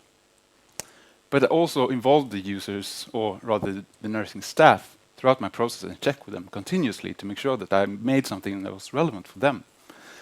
In one instance, inviting them here on an expressive journey for a collaborative workshop where we co-created, where we ideated on the functionality and how the interaction should play out, and even having them build out robots for themselves, their ideal vision of what a robot would look like, working together with them. What came out of this, the primary task, if you will, is that a robot should really focus on maintaining the available level of these 5 consumables. These are gloves, soap, alcohol, washcloths, and aprons. And these are absolutely necessary to maintain a good level of hygiene in the hospital, which is crucial. And so this is Pluto. This is a fully autonomous little robot that's just acting as a helping hand, really, in taking care of this refilling procedures that now the assistant nurses have to do alongside all of their other tasks. And so it travels around in the ward, carrying its, load of supplies. And it has these hands with which it can manipulate and move these freely without any much issue. And it can adjust very well to the environment which it's in. And so I'd like to finish with a little photo. That was good timing. Of Pluto in its environment, shot a couple of weeks ago. And if you haven't seen the exhibition, would be very happy to see you there. And thanks for the attention. Thank you, Simon. Hey. Thank Thanks, Simon. Now it's your time to sign, and over here we still have a lot of space. Or you have a favorite that you've been planning to use? Wow. Congratulations. Hello, everyone. I would like to start with a question. How many of you have moved away from home for work or education? If I can have a show of hands. Well, pretty much everyone. So, like a lot of us here, people move from culture to culture in search for a better life. We are the global nomads of today. But how do we feel comfortable in a culture? I'm Mehek, and my project explores this feeling of being at home away from home. These were the 4 different problems that I found out once I spoke to different people. They were practical issues, finding familiarity, defining your cultural identity, and then eventually giving back to the community. I spoke to quite a few different people all over the world, and I also did in-depth interviews with people. Infuse is a tool that follows this expressive journey of different people who move from culture to culture and figure out how they want to infuse in a new culture. It has 3 different parts. The Infuse map, which follows your cultural evolution and can be used to compare yourself with different city cultures. The Infuse CQ, which is the cultural intelligence chatbot that helps you understand local relevant information for you. And the Infuse advisors, who are real people wanting to help other global nomads. But the most important part is, how do people actually use this? And that's a short movie. I'm from Seoul, but I think I'm a mix of all different places I've lived in. It's fun comparing my map with my friends here in Paris. You see how I am more pink here now? It means I'm quite individualistic now. What Infuse does for me, it helps me to stay in touch with both homes. It would feel so weird to go back to Warsaw and feel like I don't belong there anymore. No, I don't like it. I never did, and do I need to fit in? So my CQ found this Polish grocery store in the neighborhood, and it was amazing. I went there, and all the products were stacked in the same way, and they looked so familiar. All the smells, it really felt like home. The CQ has been helping me with basics of the cultures I've moved within. Like in the beginning, it told me about Le Bis, the kiss and greeting convention in Paris, since I was really confused and someone tried to kiss me on both of my cheeks. I don't use my CQ that much anymore, but I became an advisor for both Warsaw and San Francisco. And I think this is a great way to give back to the community and keep in touch with both cultures. Yeah, I'll keep using it, but won't show it to my parents. Don't want them to see that I am far from Korean values. The way I am, it keeps telling me how to behave, how not to behave, and all of that things, and so I just stopped tracking with it. The map doesn't even work for me anymore. Uh-oh. Well, this is how these people used it, and how would you? And if you haven't visited my stand, please do, so you can find out for yourself. Thank you. Excellent, Mehek. So, you can give it away. Where do you want to sign? There's a lot of space here, up over there as well. Very good. Congratulations.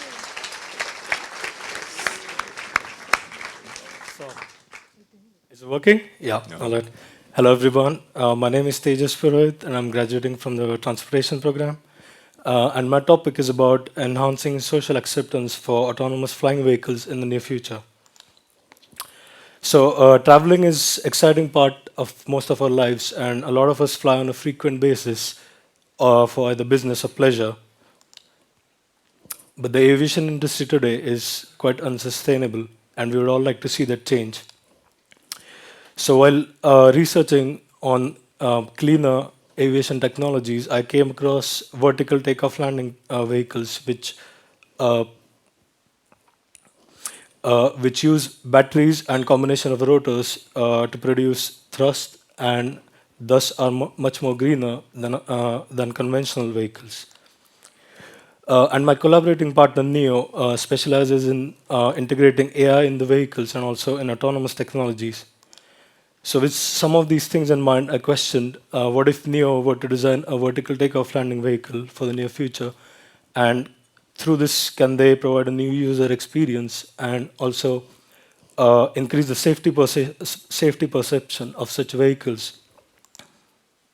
So the resulting vehicle is called Horizon. Uh, it's a passenger drone which can carry up to 4 people. It offers high external visibility through its partially exposed fuselage. The exterior shell is mainly made of carbon fiber and composite aluminum. The entrance for the vehicle is through the front, and for this, the glass nose of the vehicle rotates open, and the passengers are let in, and the stairs are deployed to enter or to exit.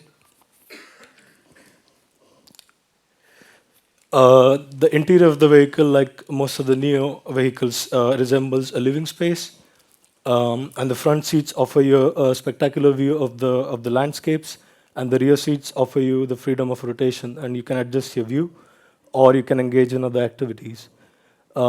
And the features like this music or ambient scent, or a dimming of the glass can be adjusted via voice activating the AI units called Nomi, placed at the roof of both the seats.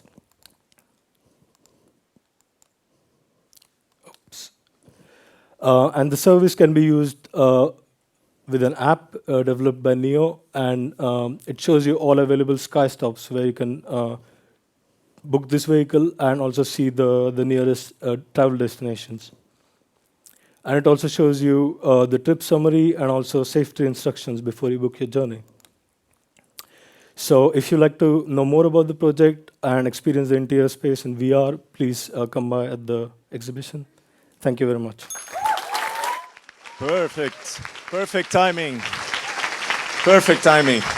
All right, you can give it. So now is your turn to sign. Yeah, that's a good spot. Well done. Congratulations.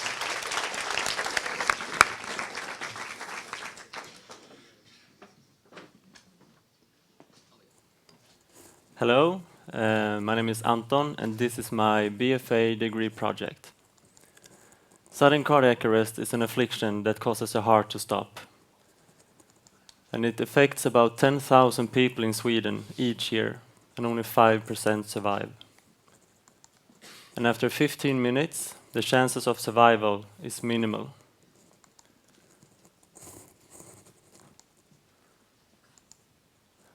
And even though you're not in the immediate risk group, chances are that you know someone who is. So my goal with this work was to increase the chances of survival for someone that suffers from sudden cardiac arrest.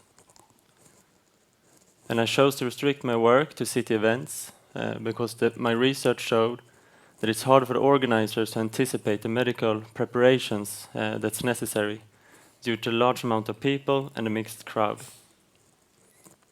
And I also found out that there are improvements that can be done to streamline the medic's workflow. And the area of improvements were passability, that it's hard for the medic to make way in large crowds, as well as the communication, that it's too many steps in communication exchange between the witness of an accident and the medics at the event. And sometimes it's not even possible. And for the later, that would mean that the resources on site wouldn't be used when there's an emergency close by. So this resulted in ACT, which is a wearable communication and alarm kit for medics working at events. It consists of 4 units, 1 headset, 2 alarms that operate with both sound and light, as well as a GPS and communication unit. The information will come directly from SOS Alarm and show on the screen to choose the fastest way. And by activating the alarms, they will help to call for attention and make way more efficiently in large crowds. So this kit will make the medics' equipment more efficient and suitable for the environment. And it will help to save time when someone suffers from sudden cardiac arrest. And, and saving time saves lives. Thank you.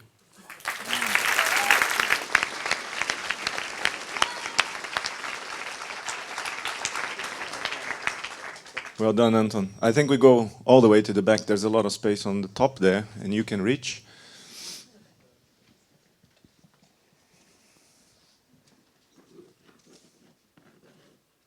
Beautiful. Congratulations.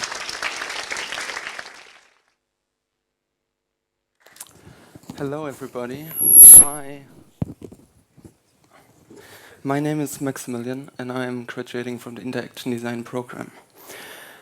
During my project, simply, I discovered and explored mobile AR technology. My interest and aim behind this was actually to reconnect us humans and our environment by using this technology.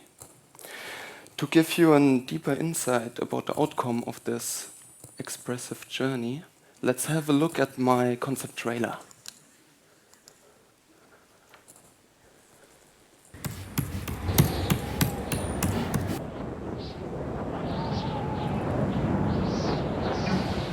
Okej, jag börjar. Ja. Jag heter Hans och född 1944 och blir alltså 75 år till hösten. Jag är född i Stockholm, närmare bestämt faktiskt på Kungsholmen. Men mina föräldrar bodde lite grann utkanten i stan. När jag växte upp så bodde jag i ett litet samhälle utanför Stockholm. Så det var helt annorlunda bebyggelse där. Det fanns alltså gamla hus till exempel efter Mäster Samuelsgatan där det låg verkstäder där folk jobbade på verkstad. Och det var helt annorlunda. Society's progress and development has evolved our surroundings and behaviors. But how can technology actually reconnect and strengthen people's relationship to their environment? Introducing Timeport, a portal to travel in time. Once activating the tool, the user sees the local history as floating magical islands of particles. Each island is the hub of a hidden story which took place at this location. By interacting with the geolocated information, the user can explore digital galleries full of photos, videos, and details. This unique experience creates unique moments and aims to build a bond with one's surroundings. Explore not only locations present, explore locations past.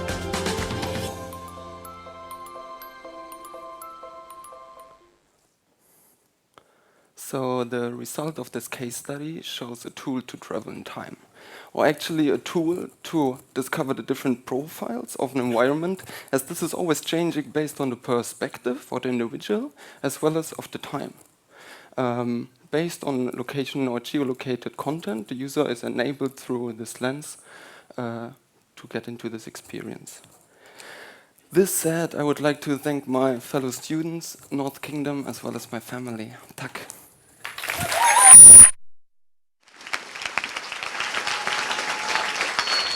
Super, Max. Now it's your turn. Let's see. Also, I guess at the back there. Oh, can you reach here?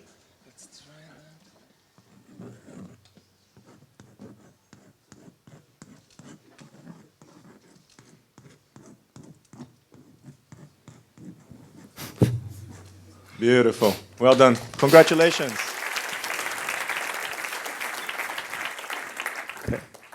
Hi everyone, I'm Lu, graduating from APD. Today I'm going to talk about a sharing bathroom experience. My collaborators Toto from Japan. First, also a question. How many of you live or used to live in sharing rentals? Yeah, yes.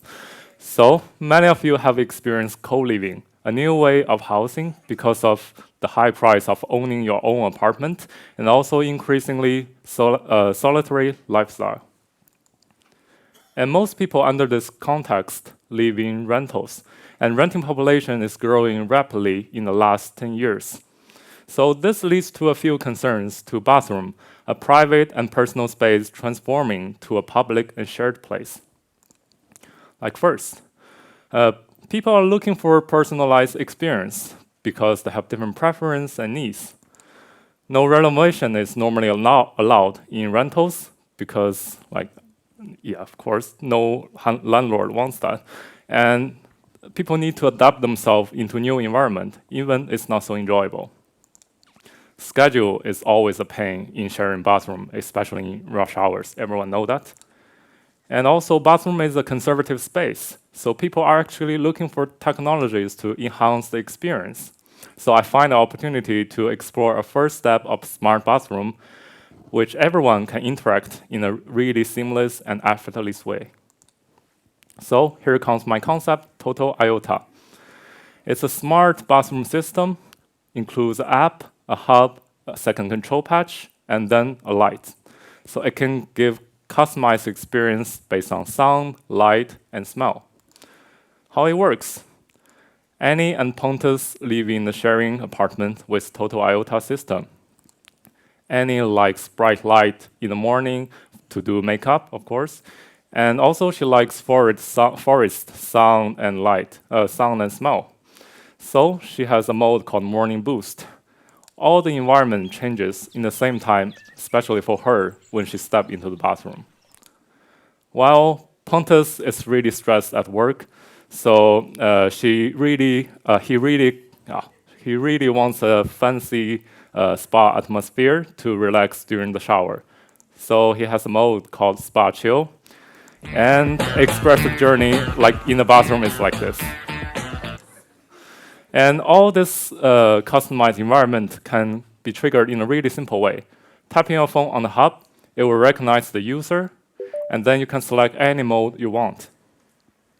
If we vision a bit broader, if more and more homestay services, hotels, and hostels have this Total IOTA system, then you just need to bring your account, and no matter where you go, you will feel familiar and welcome with the similar bathroom experience. There are some cool features with 10 seconds. I will show you here a teaser.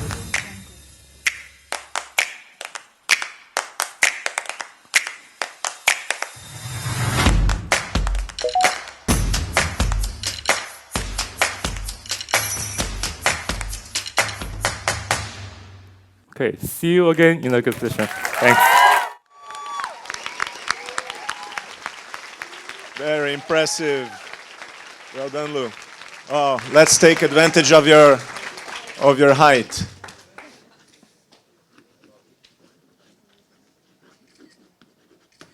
Congratulations.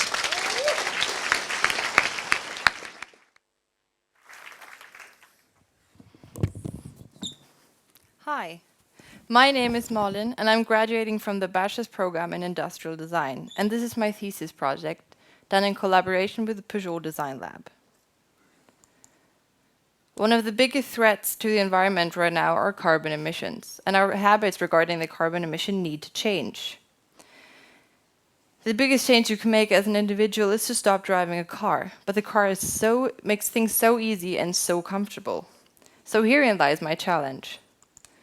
How can we ease the transportation of your groceries from grocery store to home without the use of fossil fuels?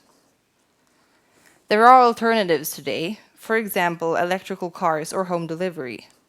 But both of these options produce a lot of carbon emissions. There are manual options as well, but they are often limited and not very comfortable. The further I got into my research, the clearer it became that the solution to this problem has wheels. So let me introduce you to the solution. Carry. Carry is essentially a means of transportation and helps you carry home your groceries very comfortably without the use of a car. It can be used in 4 possible ways. You can either connect it to your bike on the way to the store and then transform it into a cart when going into the store.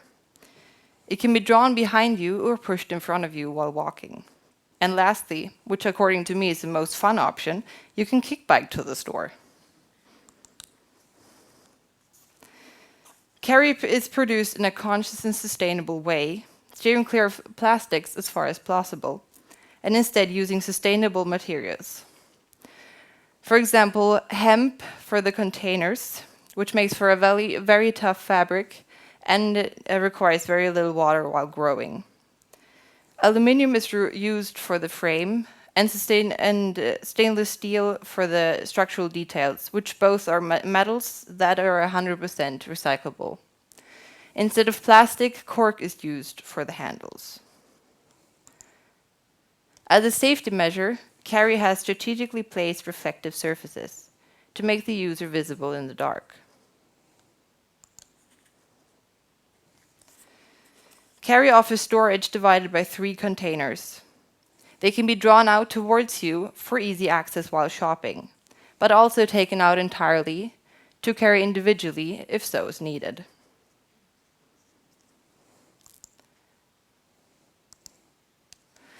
The handlebar is easily adjustable to your easily adjustable to your preferred height. Carry helps you in transporting home your groceries without using a car, and you can even take it with you into the store, and you don't need any additional bags. My name is Malin Lenkert-Gesser, and this was my thesis project. Thank you very much.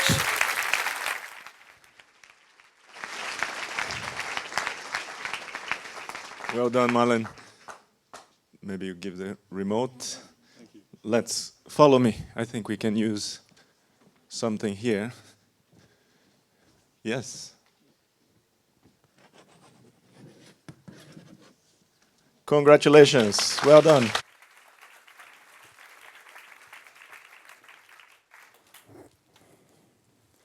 Hi. Oh, okay.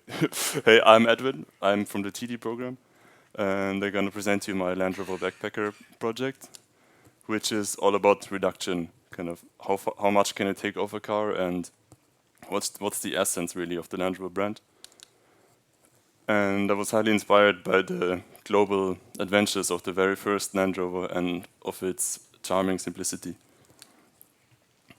And this concept I also wanted to act globally, and I wanted to explore how you can, how the simplicity can help to adapt to different environments and different climates and different people. So basically, I wanted to reinterpret that simplicity and functional approach and combine it with an on-demand travel experience. Talking about simplicity, I wanted the car to be as compact and lightweight as possible, providing enough space to enjoy nature. It's a 2-seater electric vehicle with good off-road capabilities to explore. And the design is divided into 2 layers. One exposed layer, which is weather resistant, which you can collapse to create a bed for 2 people to sleep in the wild. The travel service provides different travel kits, for example, cooking or fireplace equipment, or for example, a solar roof to charge your car while on the go. So with the Land Rover community, you can enjoy the travel together. And thank you very much, and see you at the exhibition.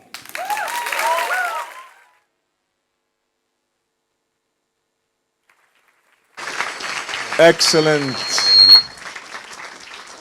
All right. We should use a high place, right?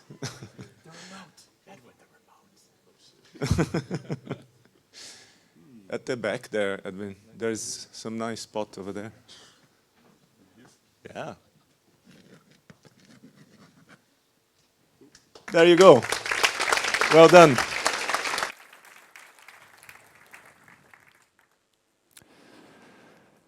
Ladies and gentlemen, my name is Victor and I am in the Interaction Design program. I want to give you a warm welcome to Umeå, to the north, to Norrland, and I hope you had a pleasant journey on your way up here. But I want to ask, how many of you planned your own journeys while coming to the design talks? Quick show of hands. Oh, a few people. So let's talk about traveling further. 400 kilometers further west to a tiny village in the Swedish mountains, right next to the Norwegian border, called Klimpfjell.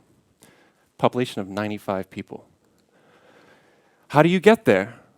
Where will you stay? What can you do in Klimpfjäll? It is, after all, very tempting because it's such a beautiful place. The truth is that travel in rural Sweden is very difficult and challenging. No matter how beautiful it is or incredible the hospitality is from the people that live there, and the unique experiences which you are able to enjoy during your expressive journeys, there still are some challenges. So I wanted to find out why. Why is travel so difficult in rural Sweden? So what I did was I went to Klimpfjäll and I worked with the small businesses which make tourism possible in that area. And I learned about their lifestyle, that they are passionate people there to fulfill their dreams. They're there to immerse themselves in the incredible nature and peace and quiet. And their businesses are scattered and far apart, which leads to a fragmented experience for the tourists and difficult to find the right information to plan your trip. Offices can be at their second job, or when they're out in the wilds enjoying nature themselves, or even from their home. So this led to the need for a solution to assist these businesses to deliver a more complete package. So introducing Cluster. It is a service toolkit which unifies a region through collaboration and has these businesses work together.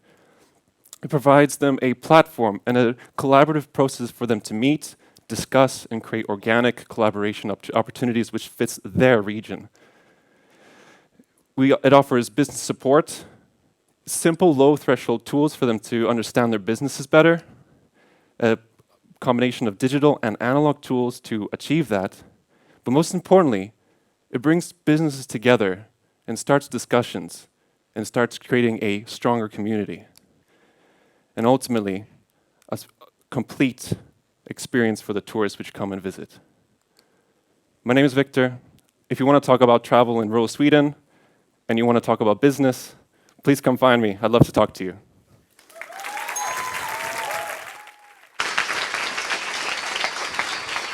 Excellent. Oh, wait. Let's. Oh. I need a low place.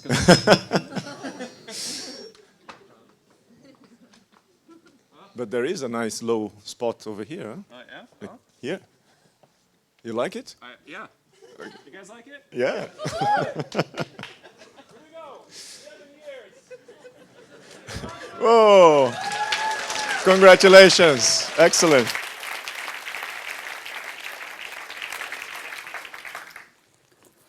Hello. Hello everyone, my name is Jonathan and this is my thesis work, Tolk.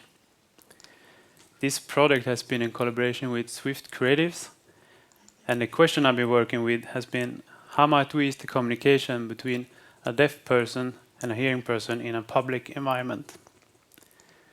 200 people is born deaf every year in Sweden and today there is about 9,000. And together with them, there is about 30,000 that speak sign language. And if you compare that with the population of Sweden, there's really few people that speak sign language. And to be deaf could be experienced very differently. Some people are very proud of being deaf and a deaf culture. But to some people, there's a very big change and they feel anxiety. And according to my research, all of them have the same problem to communicate in a public environment. And today there is no tool that really eases the communication between a deaf and a hearing person. And misunderstandings, they are happening all the time. So this leads us to my end result. This is Tolk.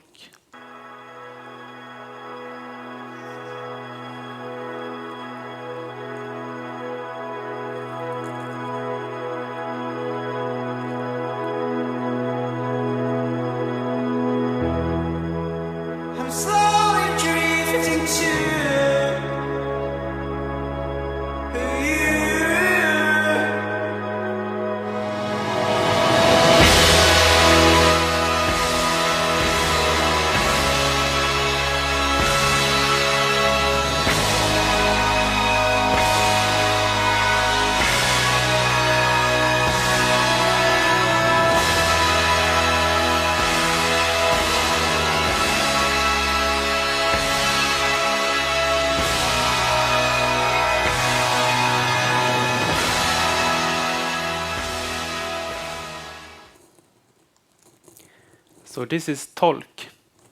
Tolk helps a deaf person to explain his needs, and it helps the receiver to understand the needs. But most important, it makes it possible for them both to communicate. So how does Tolk work? Tolk has a depth camera that tracks motion of sign language and translate that into text and sound. And then the receiver can talk back and Tolk translate that into sign language and into text. And if you want to know more about Tolk, feel free to come talk to me afterwards. Thank you.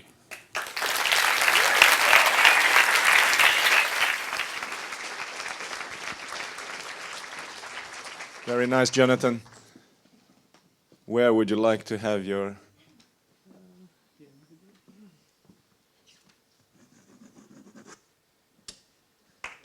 Yes. Yes.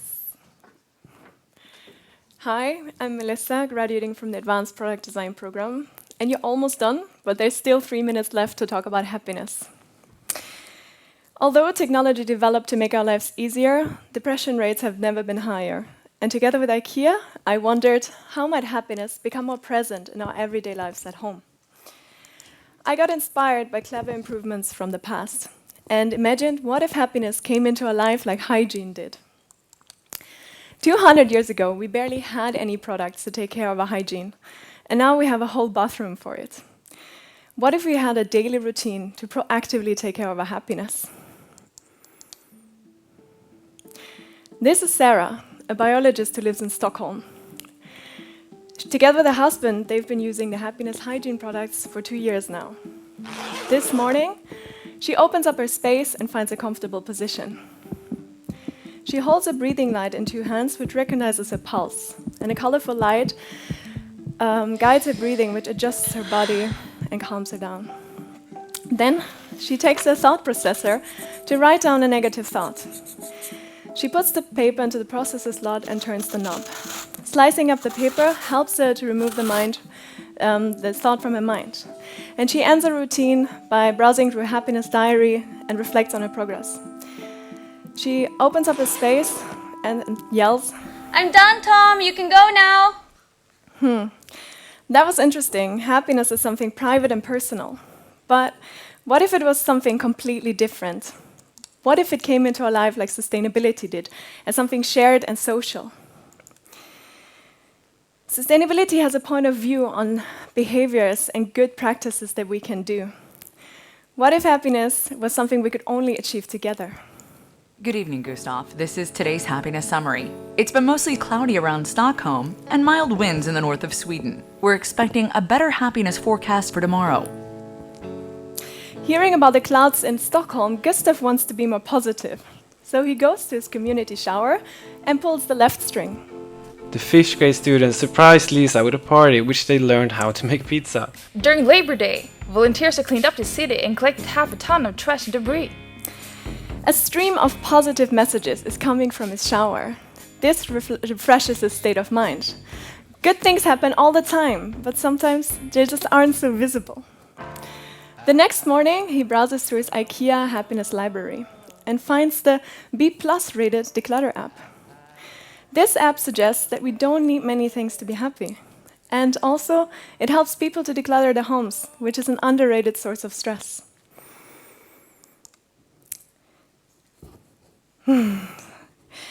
I explored 2 speculative visions to help users, companies, and designers to define a point of view on happiness design. And we should ask ourselves, are these futures we want to be living, or expressive journeys we want to be living? I learned that we have to embrace the openness and complexity of happiness rather than approaching it in a problem-solution kind of way. Because we don't want to imply that there is a quick fix. If you want to know more, please come visit me at my exhibition. And special thanks to Bilge Karan and Martijn van den Broek. Thank you very much. Excellent.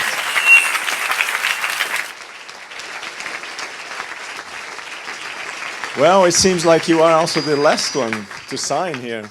So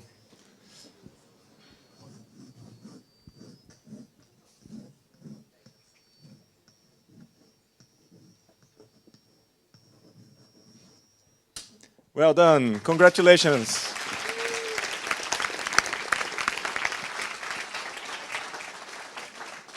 All right. How about that? Okay. It's time to sum up and to plan ahead. So it's that moment of the program when we have to say a few things and acknowledge a few things. We have a new element, one more new element this year, and that is an initiative from students from UID. They wanted to push the mindset of sustainability beyond what we have been doing so far, and they established a sustainability award for this show, and they have been working a little bit in the background these past few weeks. They will tell you more about it. So I call up to the stage the UID Climate Group.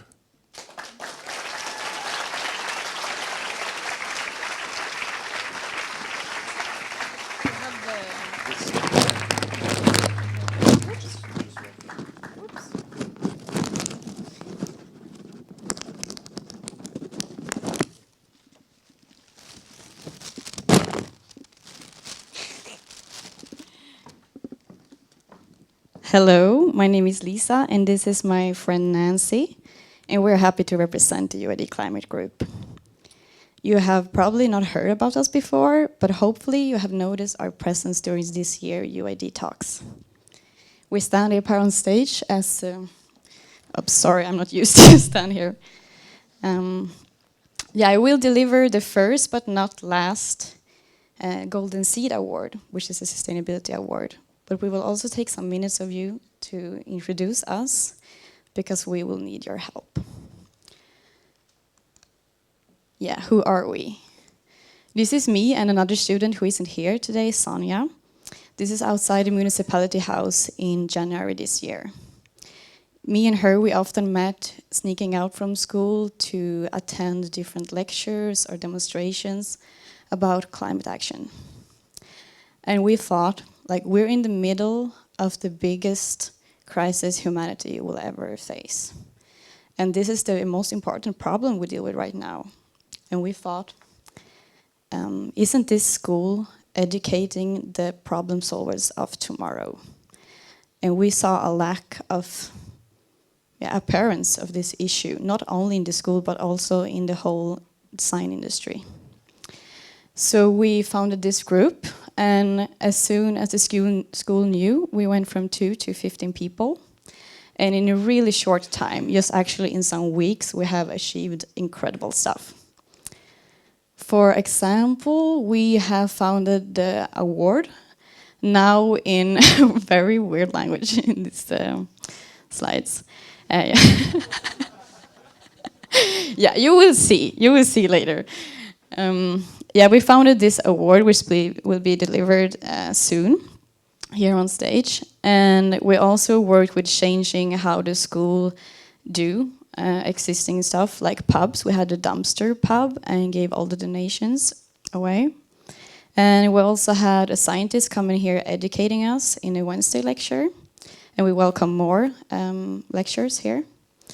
And maybe you notice that all the food served here at UID Talks is either vegetarian or vegan. And all the disposable products are gone. Yeah. And we also work with making your way here more green. Maybe you already used it or will use the carpool. We will try to develop this further next year. And over to the most fun part of our job. No, sorry. I'm going to do some more calls. Yeah, we're not only here to like brag about what we've done, we also want to inspire you. Like when you see what we have done in just some weeks and we're few people, imagine what you in this room can do. You're actually working designers and you're CEOs and all of you students will soon be out there working. And we want more members, and we also look for sponsors for the upcoming years of this Sustainability Design Award. So go and grab us. I think you will find us. Just talk to a student or a teacher, or email us. You'll find us on the webpage. Thank you. And now over to the award. Are you ready, Nancy? Yeah, absolutely. You want this?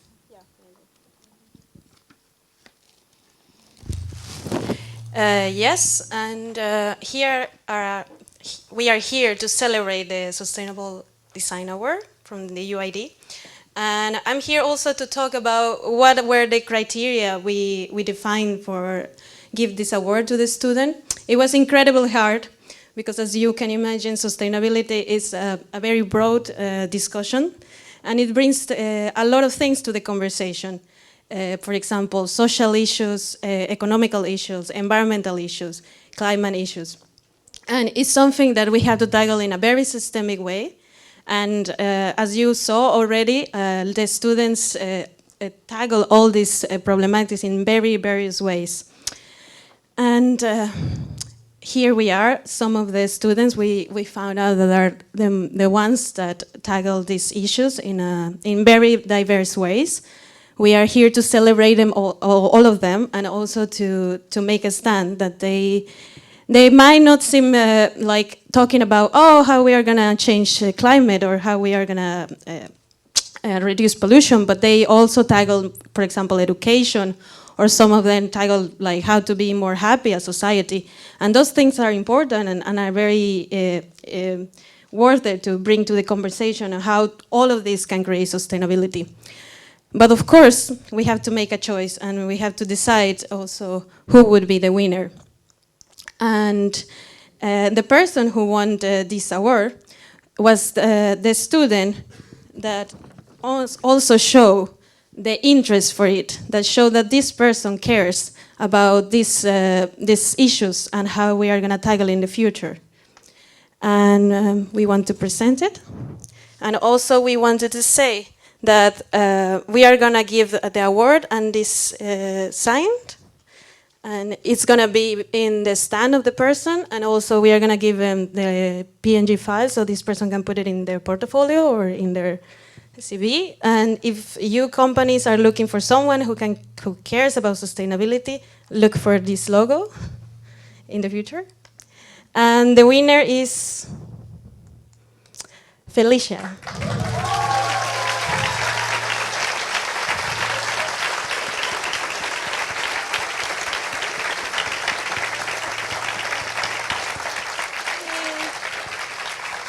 Congratulations so much.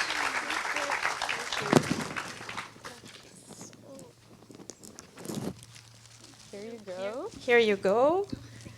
And you can put this on your exhibition, and you will put a stamp on your portfolio. Do you feel for saying something? We know that you're engaged in climate issues. Yeah, we've seen that. Yeah, but congratulations and thanks for being an inspiration for all of us, really. And that's why we are celebrating. Yes. No, I would like to thank the UID Climate Group for taking this initiative to start this, inspiring more students to work for sustainability. Thank you. Thank you. Thank you.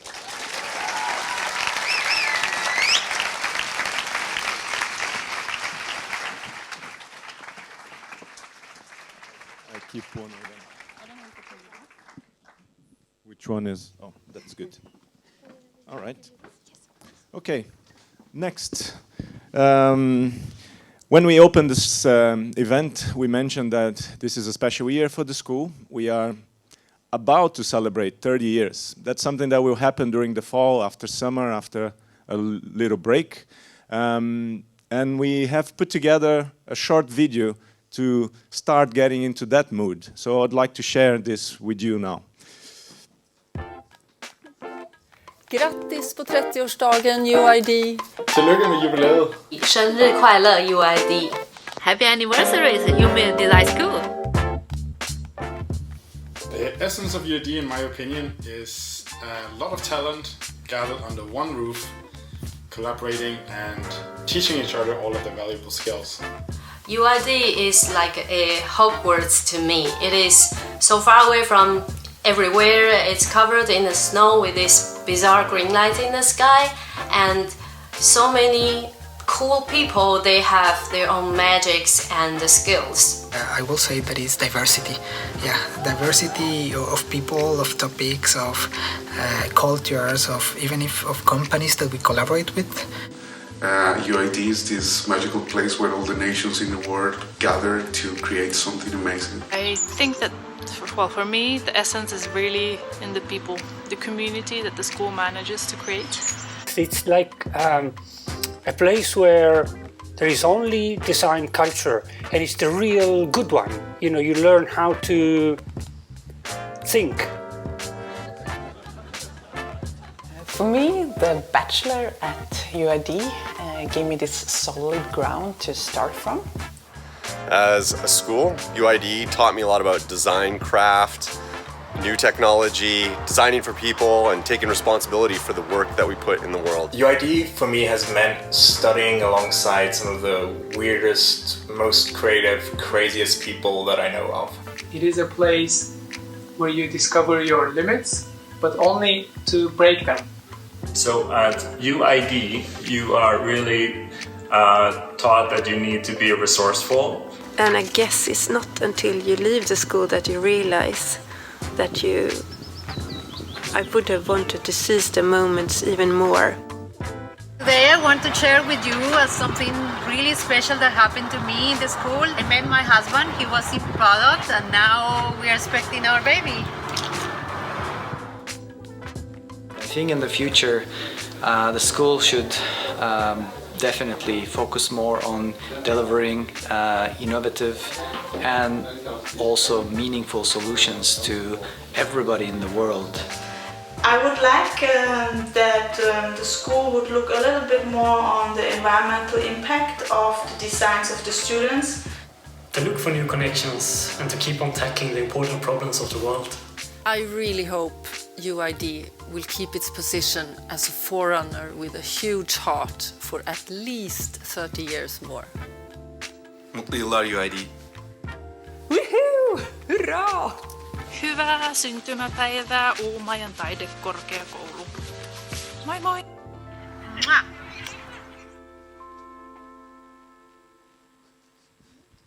Excellent.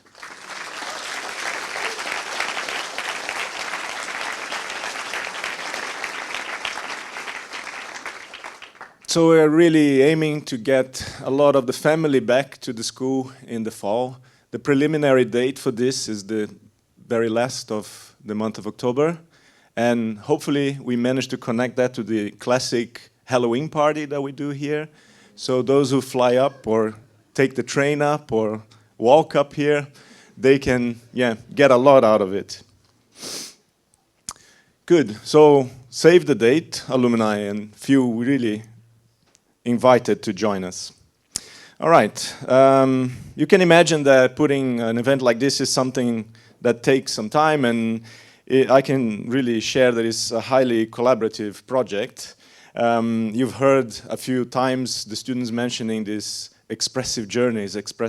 What is that? That is how we started the process. We asked them to give us an idea what we could use as inspiration to kind of put everything together, basically. And as a side joke, when they mention that, they get a little drink from me during the party, so it's a little incentive to stay alert all the time, all the way to the end. And I'm going to be basically bankrupt, I think, after tomorrow at the party. So well done, well done. I want to really thank again the climate group, because they have been a tremendous influence on us, on this setting up our minds, on how to plan the event. We did a lot of things to change how we dispose things, how could we reuse more things in the future and work that way in a smart way to be causing less of an impact. On that note, I have to remember to tell you a little bit about transportation to the airport at the end. So, expressive journeys inspire the visual identity of the show. I want to say big thanks to Oscar and Annie. Are they here?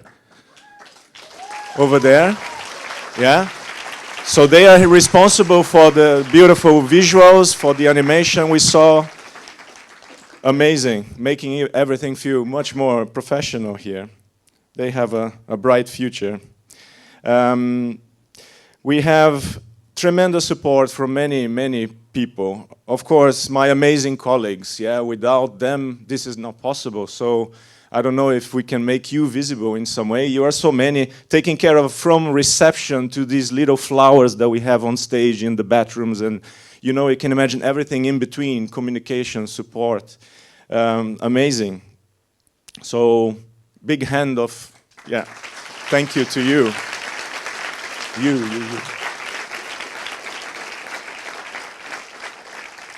We also got a lot of support from the Central Communication Department at the university this year. We had an amazing result with the live streaming, for example. We got a lot of support for promoting the event beforehand on social media.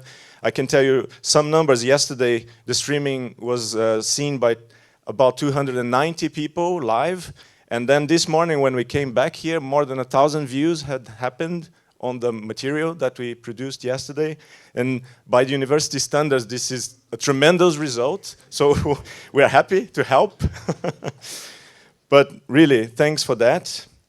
Obviously, we had a little bit more support this year. You can see we had the city of Umeå as a tremendous partner. They understand the importance of the school, and they really, really came together with us to make lift the quality overall. So I really thank Anna Olofsson and her team for the help and the passion and the understanding that this is a special place and that we can use a little help from them. So thanks a lot, Umeå kommun.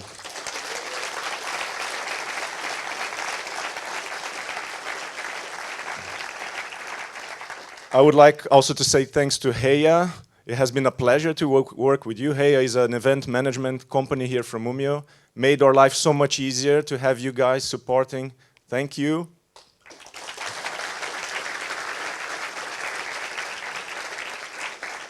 This has been a process. I think if you follow the school, you know that we've been developing the reputation across the years, and the one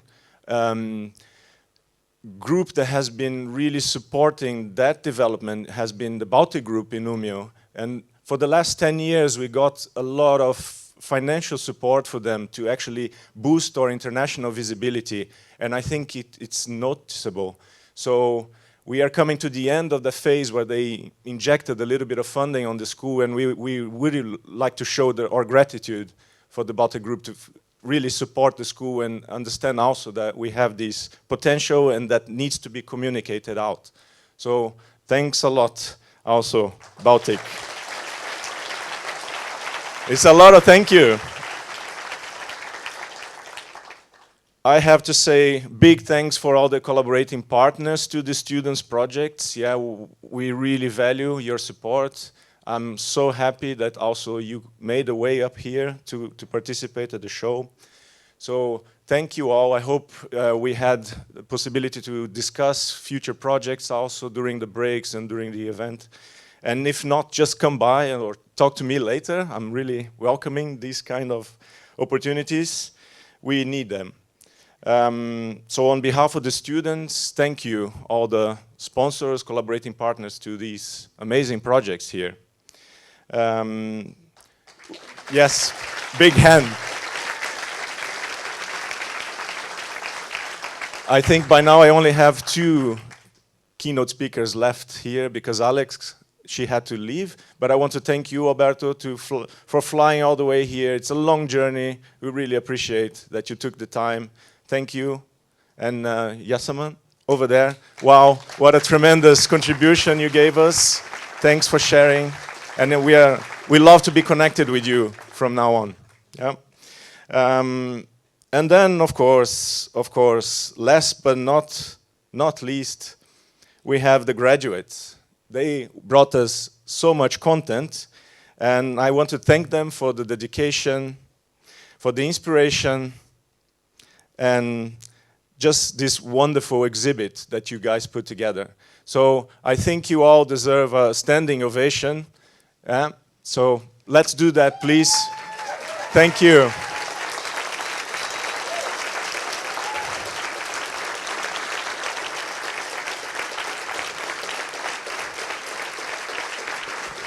Well done, well done.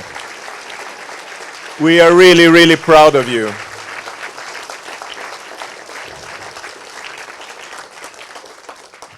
Now, for those who have been coming here, you know that I like to ask you for some feedback on the experience and things that you believe could make this show better. And it does work if you actually take the time to send this to us. You probably felt a little bit more comfortable this time all around. So that's something that people ask, and we tried, and it's here.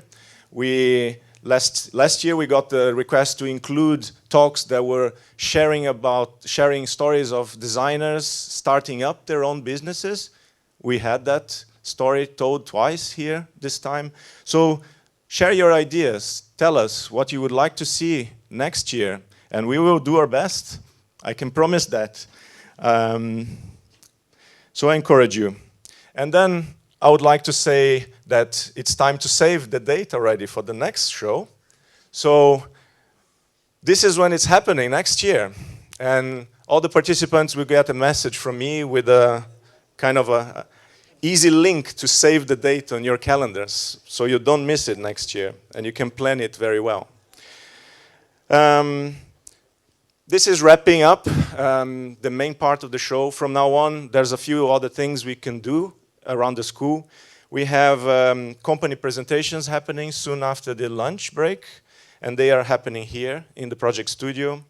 Those who pre-scheduled interviews, they know where they need to be and meet the students they wanted to interview. The exhibition is now open, and I encourage you to follow up and look at the projects that were presented today also, if you missed them yesterday. There's another exhibition happening outside. If you follow the signs that show where the live streaming was happening close to the school, there's another exhibition put together by Uminova Expression, which is an incubator in Umeå that is showcasing startups and regional entrepreneurial stories. So very interesting content there too. If you have the time, please take a walk close to the restaurant area over there. There is a bus that left at 11:45 supporting the parallel event that was happening in the city with guests that came and joined us for a little while. So that bus has left to the airport. But at 3:30, there is another one that will be parked outside the school. And I think that timing is really good for many of you that need to go to the airport. So you could actually skip going on a taxi if you would like that option. If not, we have created the opportunity to write down your needs, when are you departing, and trying to make runs to the airport so you can be more efficient this year and spare the environment a little bit more. And we will be there to support a little bit. So with all this information, I think it's time to take another break. There's a light meal served for you. Go there and grab it. To the airport hasn't left. Oh, if someone is planning to just run to the airport now when I finish, stop talking, you can still find the bus outside. Yeah, the 11:45 is still waiting. Good. So I don't know if this public is affected or needs to leave so early. That's why we're not so stressed there. All right. So thank you very much for your attention during these 2 days. Thank you, people watching this at home or just near us, and please come back. Yeah, I wish you all a great rest of the day. You'll find me here supporting the company presentations. There's a lot of good stuff happening after the break as well. So enjoy the last hours or so here. Thank you.